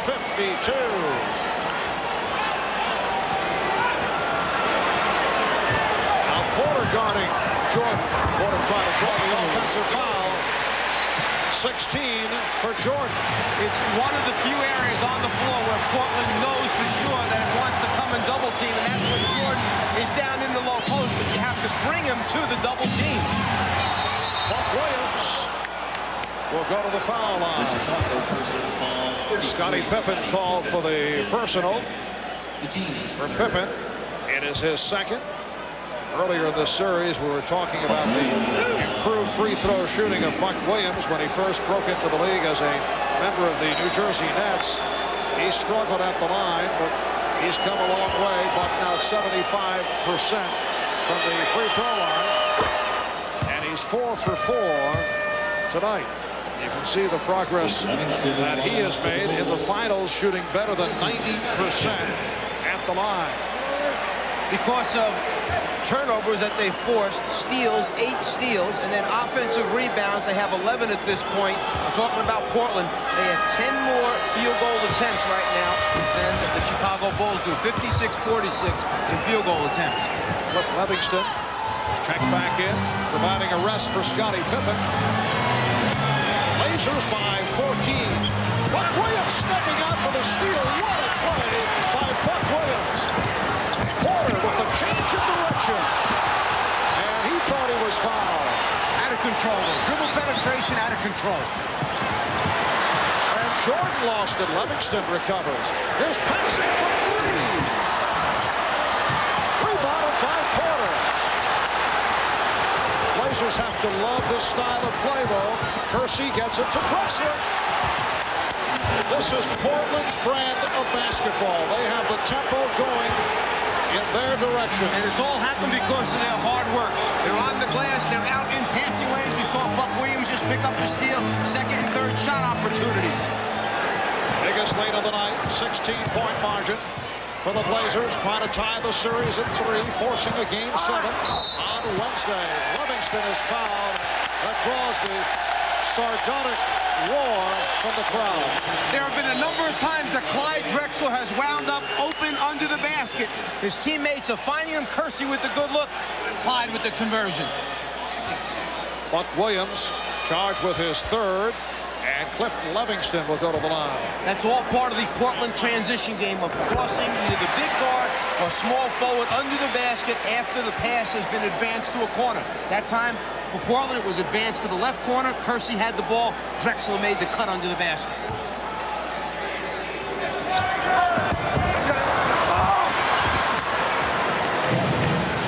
Portland with the ball and a 15-point lead. 3:40 remaining. Third quarter. Kersey guarded by Levingston.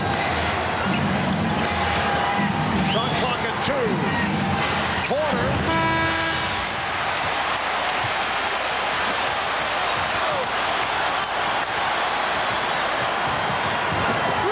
Jordan. And he'll go to the line.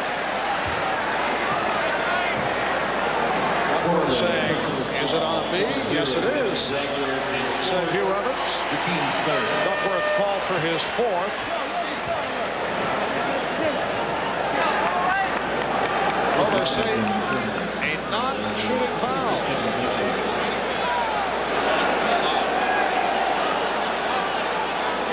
And Levingston will throw in. They called Duckworth for shoving the screener into where Jordan was trying to shoot the ball, therefore no shot attempt. Now Jordan is fouled. That counts.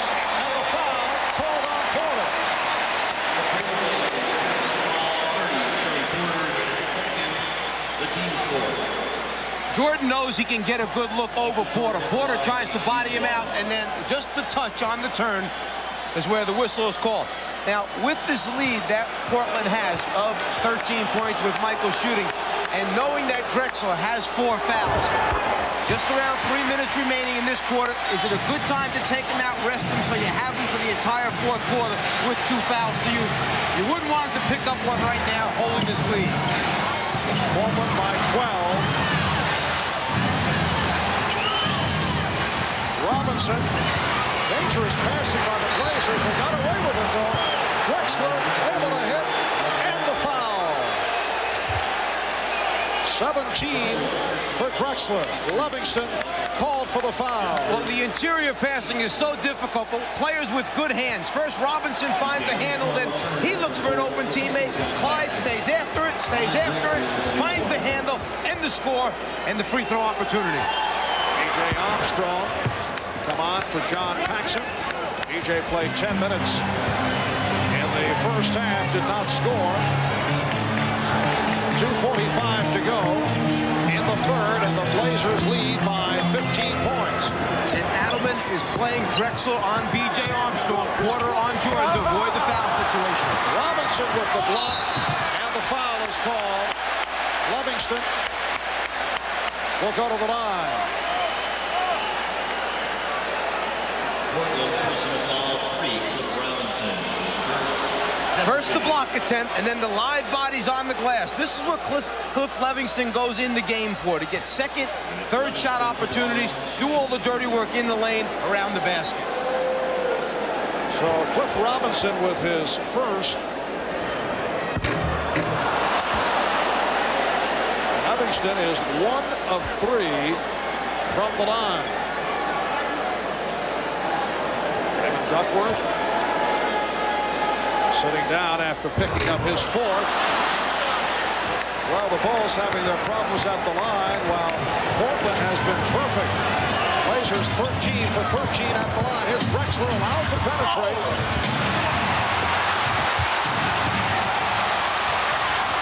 Jordan putting the move on Porter. Stopped by Drexler. Porter hitting the floor hard, along with Clyde Drexler. B.J. Armstrong called on the foul. Just a terrific defensive effort by Clyde Drexler. Jordan goes by the first 2 defenders. Drexler running the floor the whole way, setting this up way behind as far as steps, but the perfect timing, and he covers so much ground to get the block and save what looks to be like a sure score. Great defensive play, particularly with 4 fouls on Clyde Drexler. Jackson can't believe it. The 5th team foul on the Bulls. Porter is now 4 of 4 from the line. And Drexler will sit down. Drexler with 18 points, but only 6 of 17 from the field. So it's Portland up 75-58 as we come up on 2 minutes to go in the third.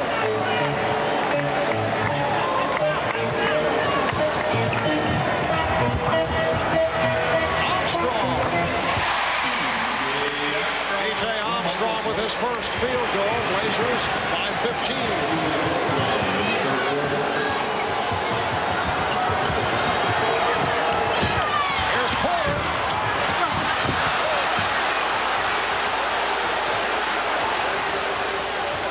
Once again, the Blazers control the offensive board. 13 offensive rebounds for Portland. Terry Porter with 18, and Portland leads 77-60. The difference in this game, along with the production of Jerome Kersey, the fact that Terry Porter came out very offensive-minded. Although he did not hit early, it got him into it early.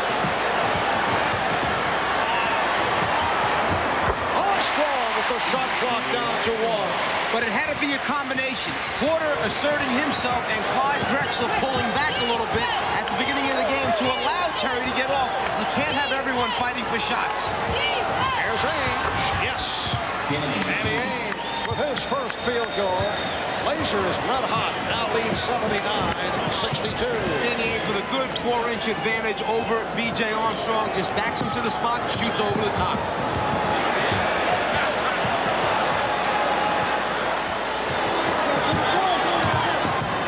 Jordan to the spin. And Kersey felt that there should have been an offensive foul on Jordan. And Jordan felt he should have been shooting a free throw after he scored the basket.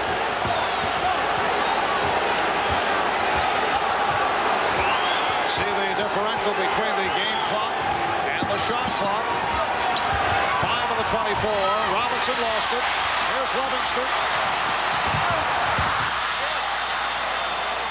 And it will be Chicago ball with 4 3/10 seconds remaining in the third quarter.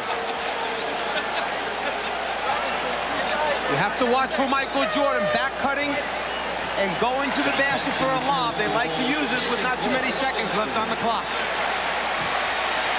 John Paxson replacing Cliff Levingston.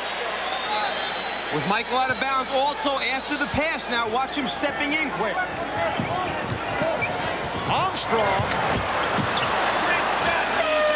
So time runs out in the third. The Portland Trailblazers outscore the Chicago Bulls 29-20 in the third, and they lead it by 15 as we head to the fourth quarter. We'll be back after these words from your local station.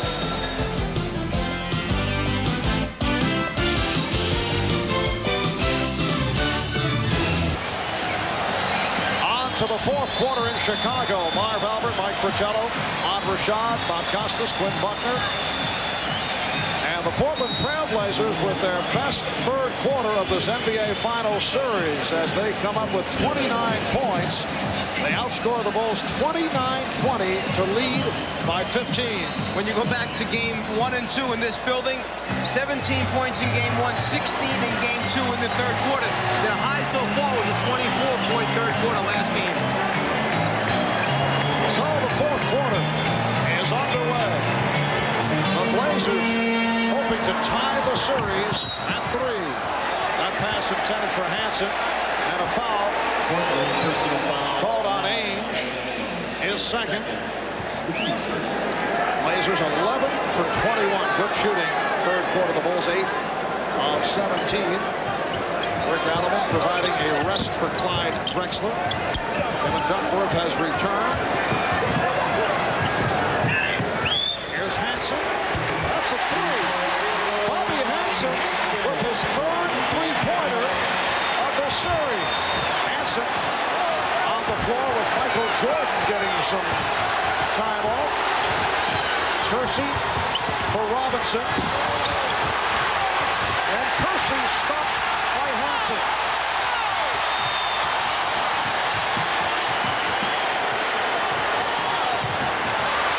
Oh, King was wrong.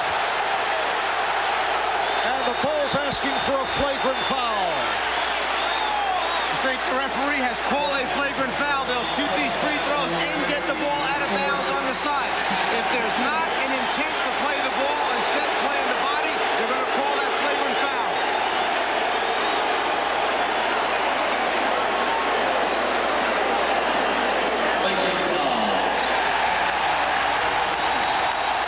As King goes up, Kersey rotating over, comes down with the right arm. That follow-through of the right arm is what is going to determine whether or not it's a flagrant foul. Kersey has already been called for one flagrant foul previously in the finals. Rick Adelman doesn't quite agree with the call, obviously. Stacey King, a 75% free throw shooter. As Kersey involved on that flagrant foul of Scott Williams. And that led to the heated discussion between Danny Ainge and Jerome Kersey. Stacey King, you recall, involved with Danny Ferry back in the series against Cleveland. You're looking on the floor at Chicago's team, the only starter out there, Scottie Pippen. Sometimes coaches, when they realize their starting unit is out of sync, they make a change. They go with the second unit, second group as they call it, and hope that they shake things up. Drexler back. Pippen able to elude Drexler, who did not want to pick up his fifth. So the Bulls have come out roaring at the start of the fourth. The Blazers now lead by 9. And after that basket, Rick Adelman started to signal timeout, but changed his mind and let him play through it. Cliff Robinson has 10. Portland leads 81-70. Here's King, fouled by Duckworth. That's number 5 on Kevin Duckworth.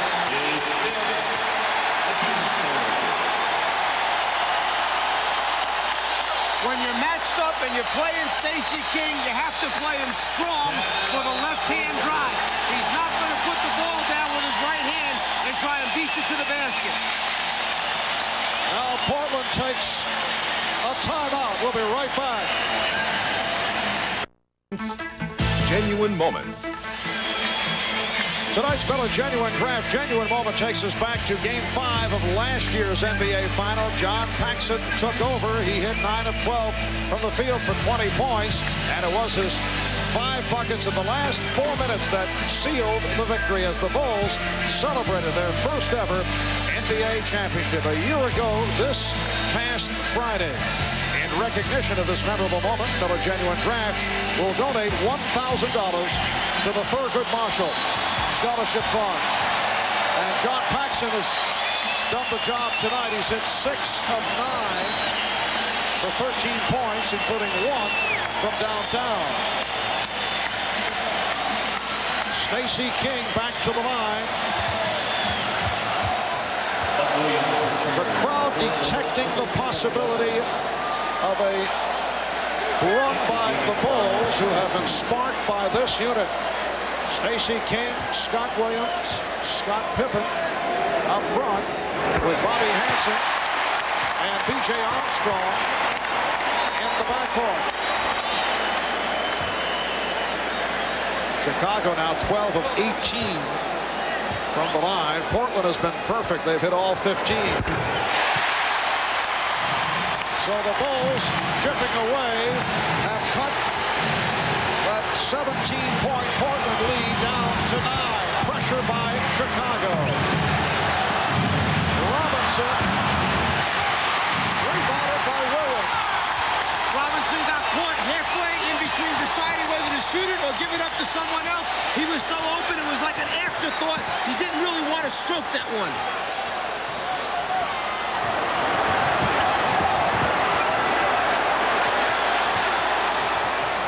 Shot clock to 4.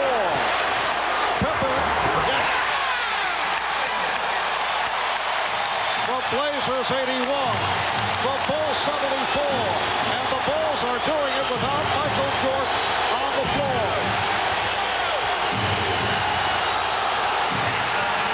A double dribble called by Mike Mathis.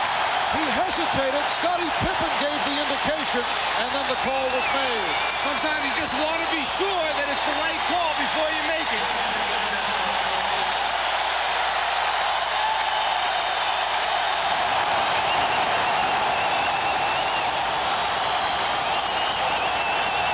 Scottie Pippen has Drexler down low, uses his size, just muscle it up inside on the post-up move.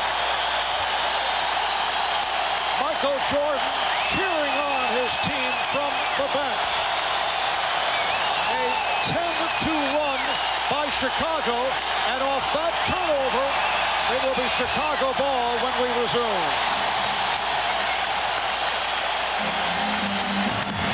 Barb, I disagree with that last call. You can always pick up a fumbled basketball. He did not try to re-dribble the ball. He lost control, fumbled it, picked it up off the ground. You're allowed to do that. And the Trailblazers certainly felt that it was a wrong call. You may have seen the reaction of Rick Adelman. But on the turnover, it comes back to Chicago. They pulled within 7. Phil Jackson staying with this unit. Armstrong. Yes. The Portland lead is down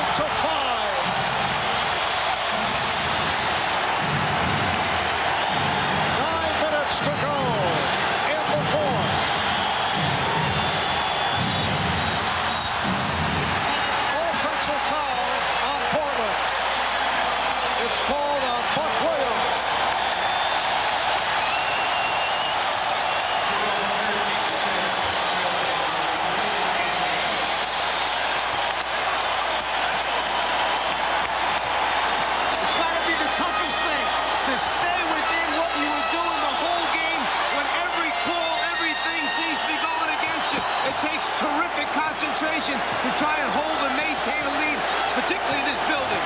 All right, King, yes! Buck Williams tried to draw the foul. The Bulls with a 3. And they've done it with Michael Jordan sitting out. Portland calling for time.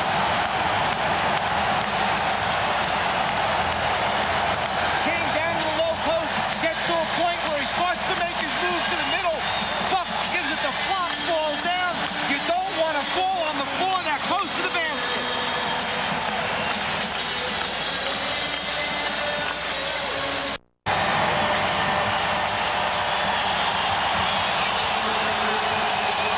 This crowd senses that it is slipping away from the Portland Trailblazers.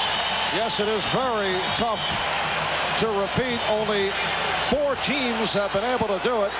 The Minneapolis Lakers, the LA Lakers, the Boston Celtics, and the Detroit Pistons. The Chicago Bulls trying to repeat. Another Portland turnover. Chicago in the midst of a 14-2 run this fourth quarter. They've hit 5 out of 5 from the field. Michael Jordan has returned. Here's King. Rebounded by Buck Williams. The Blazers have led by as many as 17. They led by 15 at the start of this fourth quarter. It's Drexler. He has 20, and the Blazers now lead by 5. Now's the decision-making time for Phil Jackson. How long do you go with this unit on the floor? They got you right back in the game. They've used up a lot of energy to do that, and they're not used to playing extended minutes. When do you bring back your main unit? Armstrong for 3. And it will be Portland ball.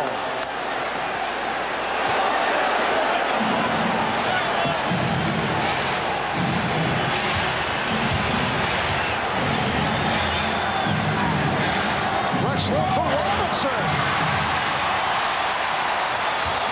And Scottie Pippen may have gotten away with a travel. Pippen met by Buck Williams. Takes him one-on-one and lost it. Good play by Kersey. Portland trying to push it down. The Bulls able to get back. 7 minutes to go in this fourth quarter. And the Blazers lead by 5. Foul called on Armstrong. BJ realized that he was in trouble. He got caught guarding Kersey. He took the foul right away rather than let Jerome score a basket right there. Portland must remain aggressive. They must continue to attack, get on the offensive board, get second shot opportunities, play the way they did when they built up that lead. Here's Drexler. And a traveling violation called on Pippen. Well, Clyde Drexler had the right idea. Put it on the floor, take it to the basket, try and get the official to blow a whistle to get to the free throw line, build up points that way. But even though no call, they got right back again by the travel taking place. Drexler trying to get it to the front of the rim. No call is made. He misses the shot. But then afterwards, you had a travel, which gives the ball back to Portland. Robinson forced to a very difficult shot. Not the type of shot you want at that time. Here's Pippen. Rick Adams is signaling to his team, move the basketball, pass the basketball. Don't just stop after one pass. Very tentative pass by Kersey, and Jordan comes up with it. And the Bulls will regroup. Pippen trying to post up. Shot clock at 8. Drexler playing with 4. Here's Jordan.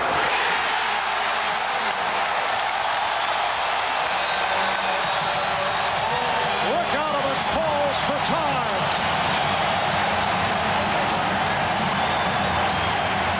Scottie Pippen with the ability to put it on the floor. One dribble from the top of the circle, and he's at the rim for the conversion. Michael, on the other hand, taking the floater,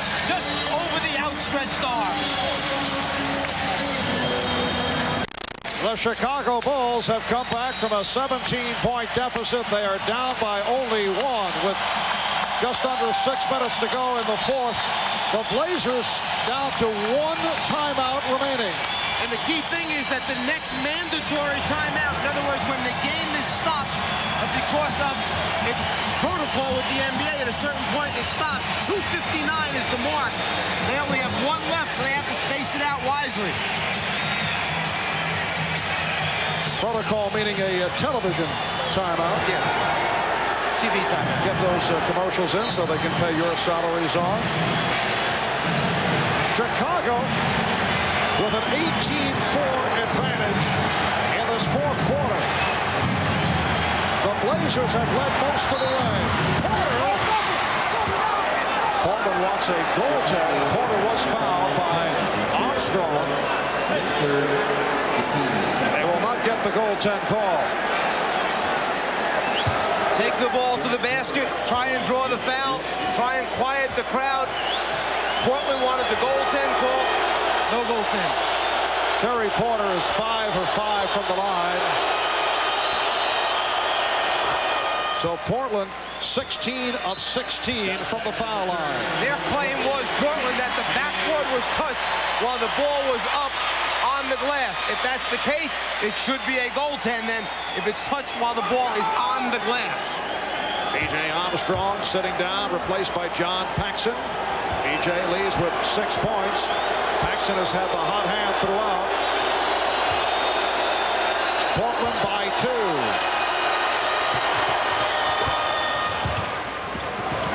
The Blazers 85. The Bulls 82. Chicago back to Jordan and Paxson at the guards. Pippen, King, and Williams up front. Stacey King has played a major role.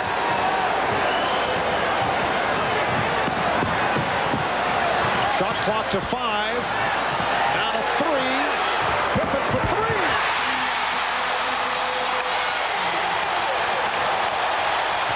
24 for Pippen. Hitting the three-pointer with the shot clock down to 2. Terry Porter able to come back. That's his 7th field goal. He has 22. The Blazers 87. The Bulls 85. Portland played defense as well as you can play. Pippen just knocked out a sensational shot. Just under 5 minutes remaining in the fourth quarter. Michael Jordan. Yes. The game is tied at 87. Jordan has 25. The Trailblazers hoping to send this series to a 7th and final game Wednesday here in Chicago. Drexler rejected by Scott Williams.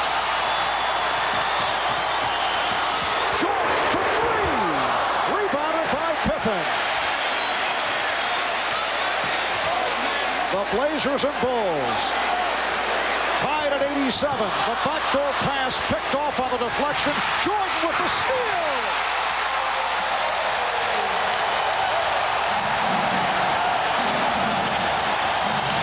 The first time Chicago has led since the opening minutes when they had a 4-2 lead. Here's Drexler. And the game is tied at 89.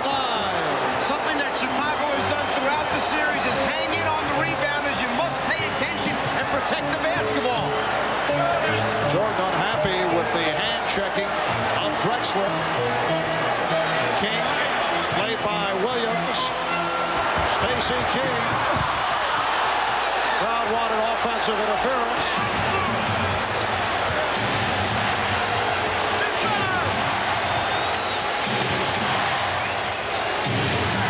We're approaching 3 minutes to go in the fourth. Drexler.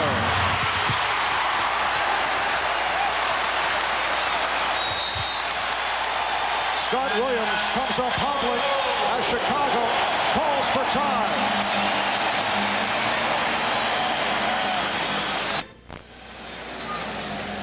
Whether it's the bad thigh or the injured ankle, Michael Jordan has used this floater a number of times in the game thus far, not going all the way to the rim, but pulling up in between to get a good look. Clyde, on the other hand, beats Michael off the dribble, but then encounters Scott Williams, who rotates over to block the shot. When you rebound the ball, if you're Portland, against Chicago, you must protect it. They hang in and try and deflect your outlet passes. Jordan coming from behind, the steal, the dunk. Rick Adelman not particularly happy. He felt there was a foul on the play. Chicago opened this fourth quarter with a 14-2 run, and they did it with Michael Jordan on the bench for the first 3.5 minutes of the fourth. Phil Jackson going with a hybrid lineup, and it worked. The Blazers and Bulls tied at 89. Chicago gunning for its second straight NBA championship. Portland trying to tie the series, hoping to extend to a 7th game here in Chicago on Wednesday. Shot clock down to 5. Jordan, that was deflected short by Drexler. And Buck Williams able to come away with it. And again, Scottie Pippen slapping at the basketball after Buck came up with the rebound. Remember, the advantage now in timeouts, definitely on Chicago's side. Here's Williams.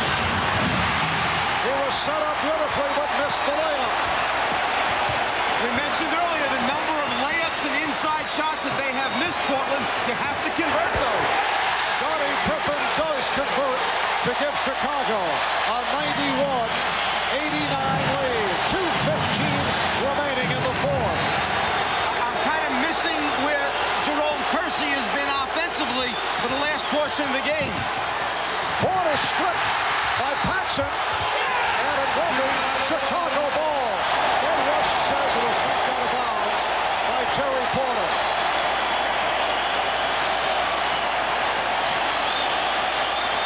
Porter on the way up. Paxson with the hand in there to strip, and then out of bounds on the sideline. A minute 50 to go in the fourth. Chicago with a 2-point lead. Drexler playing with 4. Shot clock at 3. Yes!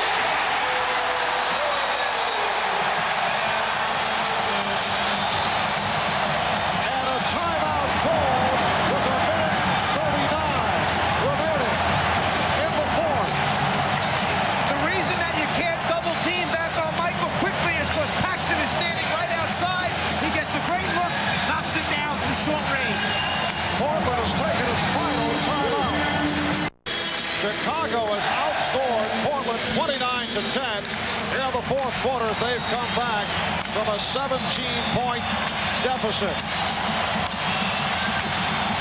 In the history of the NBA Finals, the largest lead at the end of 3 quarters with a team coming from behind to win was 12. The San Francisco Warriors trailed Philadelphia 96-84 back in April of 1967. And San Francisco came back to win the game. Chicago trailed by 15, 79-64, going to this fourth quarter.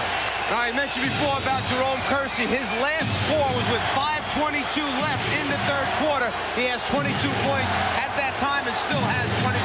Here's Drexler, rejected by Williams, but a foul is called.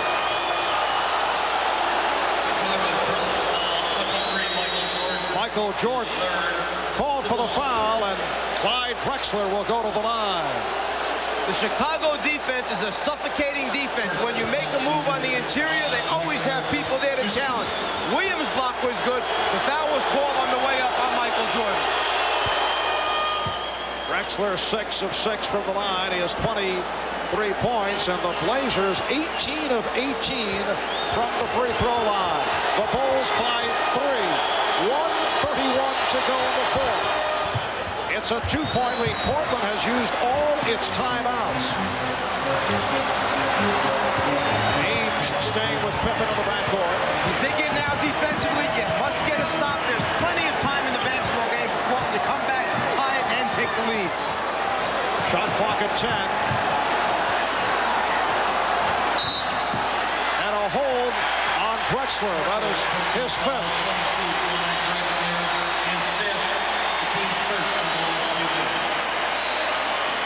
Is a non-shooting foul. Clyde, realizing that they have a foul to give before it becomes bonus, takes one outside before Michael can turn the corner. 1:13 remaining in the fourth. Bulls get the new 24. Both teams have 4 team fouls. They've been isolating Michael on that left side of the floor. Here's where he knocked down the jump over Clyde last time. Scott Williams takes the shot. That is not what the Bulls had in mind. Drexler. And it's called a jump ball. Drexler thought he was fouled. Well, you had Chicago who wanted an offensive foul call. Portland wanted the foul call. Both players had established their position. Williams was under the rim. You're not going to get a charge in the NBA that close to the rim. Drexler wanted the call on the rotating Grant, hitting him on the right side. 49 seconds remaining fourth quarter. The Bulls 93, the Blazers 91. Grant will try and drop it between Jordan and Williams on a safety tap right here if he can get it. Mike Mathis attempting to line them up.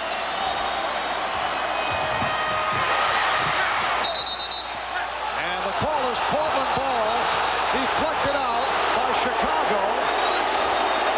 And Rush conferring with Hugh Evans, who had another angle, and they've changed the call. The ball goes to Chicago. Well, Buck gets it in there late, and it's Clyde who sticks that right hand up and touches Clyde's hands evidently on the way out of bounds. The Bulls with the ball and a 2-point lead. You don't foul now. You dig in and get a stop. Here's Jordan. The Bulls 95, the Blazers 91. Drexler for 3.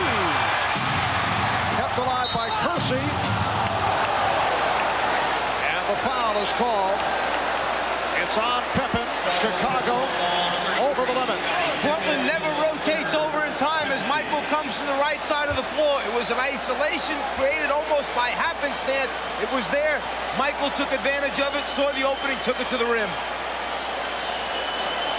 Michael Jordan coming on in the second half. He has 31. Portland is 19 for 19 from the line. Kersey on the line for the first time.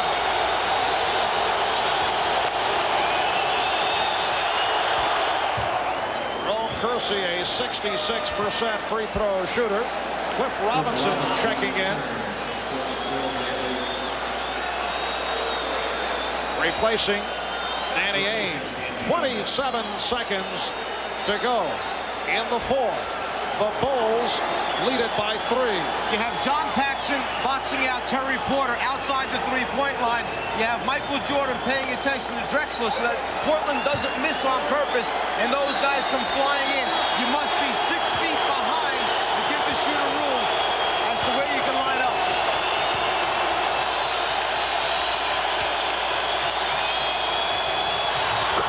It's a 2-point Chicago lead. Pressure by the Blazers. Drexler playing with 5 fouls, going for the steal against Jordan. Now Jordan met by Porter. There's a 2-second differential between the game clock and the shot clock. And now the foul given by Porter. See, they have no timeouts left, so it's not like they can advance the ball to the half-court line after it. So you go for the steal in the backcourt, and then once it gets over the 10-second line, you must foul so that you get a chance to at least come back and score. You hope that they miss their free throw opportunities. Michael Jordan is 3 of 3 from the line. He's an 83% free throw shooter. 11 and 8/10 seconds to go in the fourth. The Bulls lead by 2.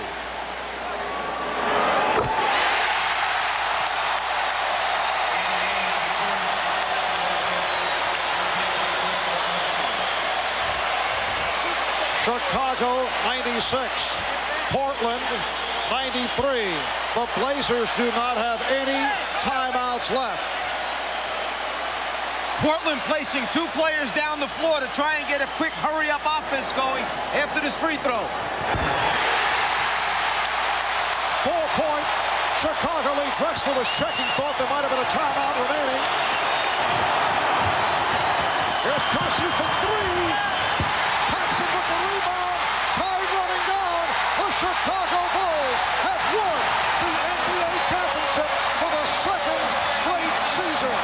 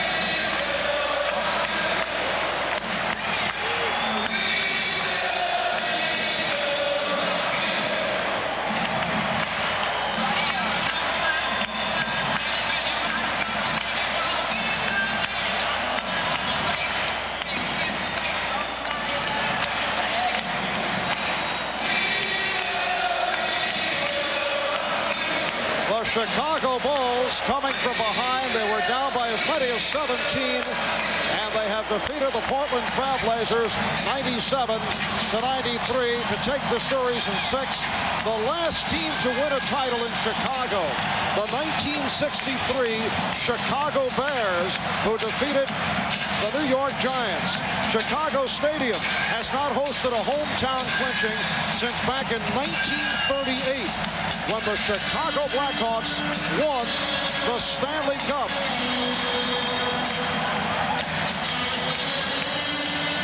Michael Jordan led the way with 33. Scottie Pippen had 26.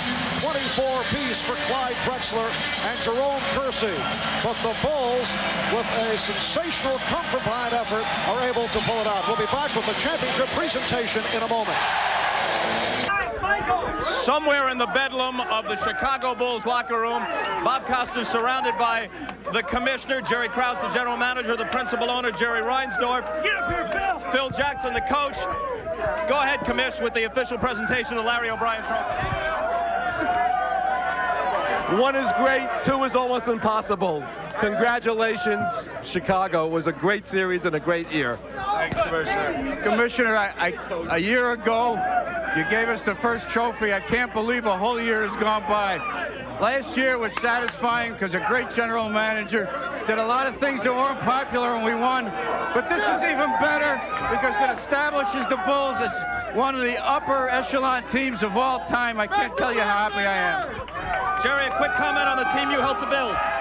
Just the happiest moment in many, many years. Oh, it feels so good, buddy. All right.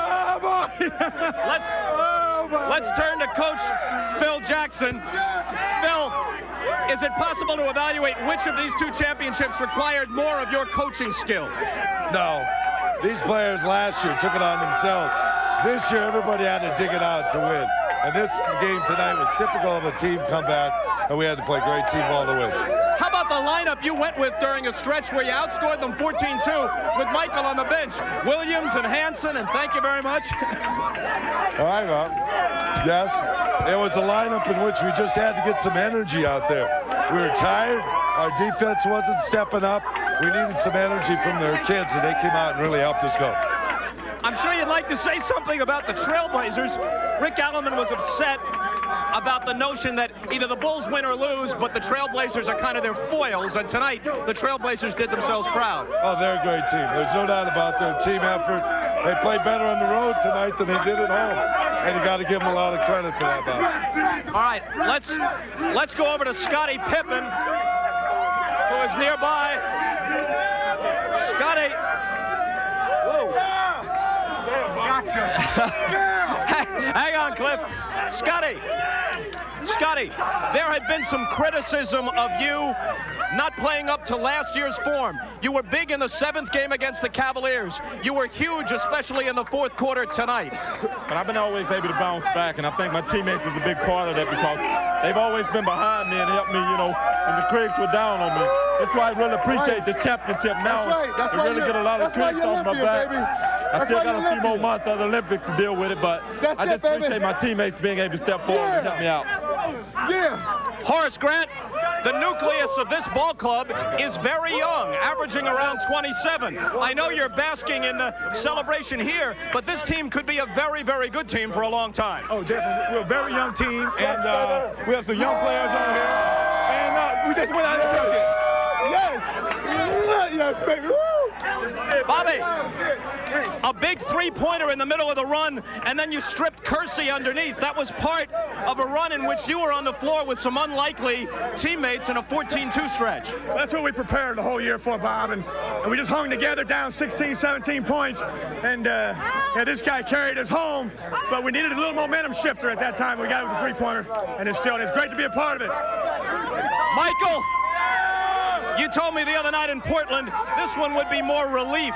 The other one was exhilaration. You still feel the same? It is, man. It's just so gratifying for me personally. You know, I went through a lot of hard times this year, but you know, I stayed strong. Everybody supported me. We played well today.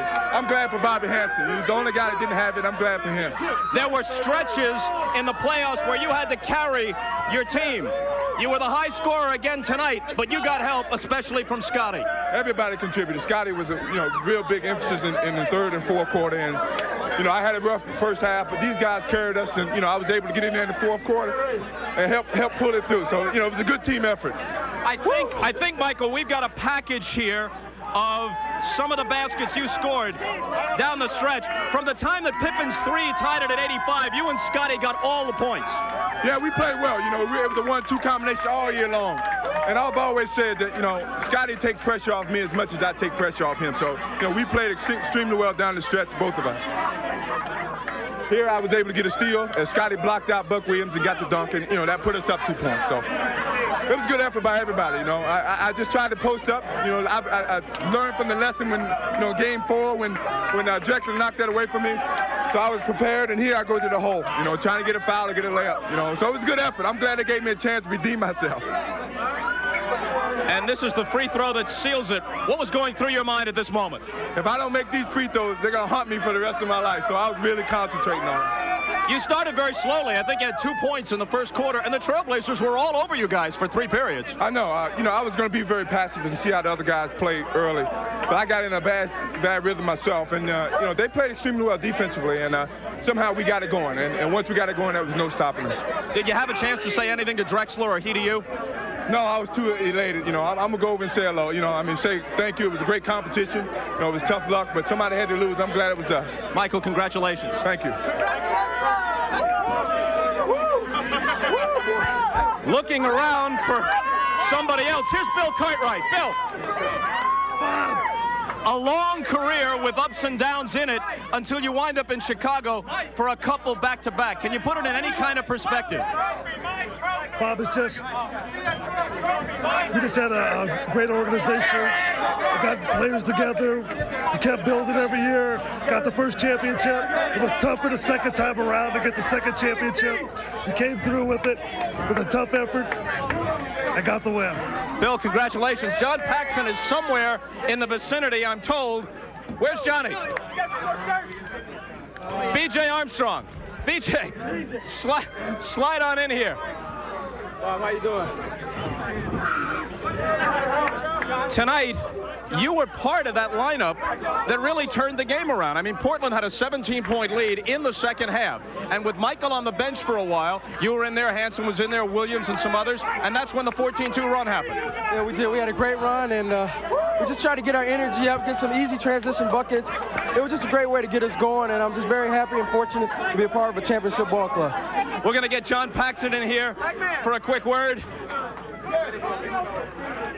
John, overall, this series wasn't looking like as good a series for you as the Laker championship a year ago until the last couple of games, and then you lit it up again. Well, it was, last year for me was tough to match personally, but winning another one after, the only way I can explain it is when you try to repeat, everybody's coming at you. The only way you can really succeed is to win it again, or else you've failed. And the way we played that fourth quarter, the entire effort from the defensive end to the offensive end was unbelievable.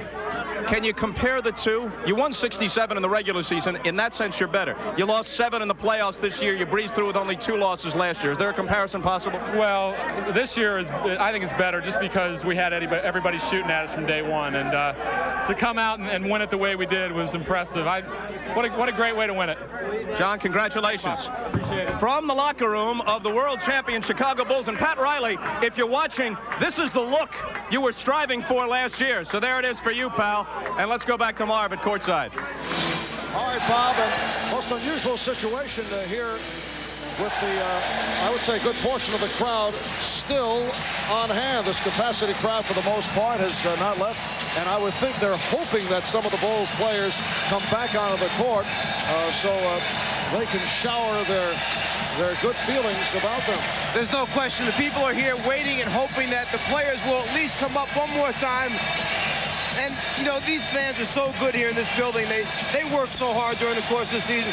It would be a nice gesture if the players feel safe enough to come up and do it.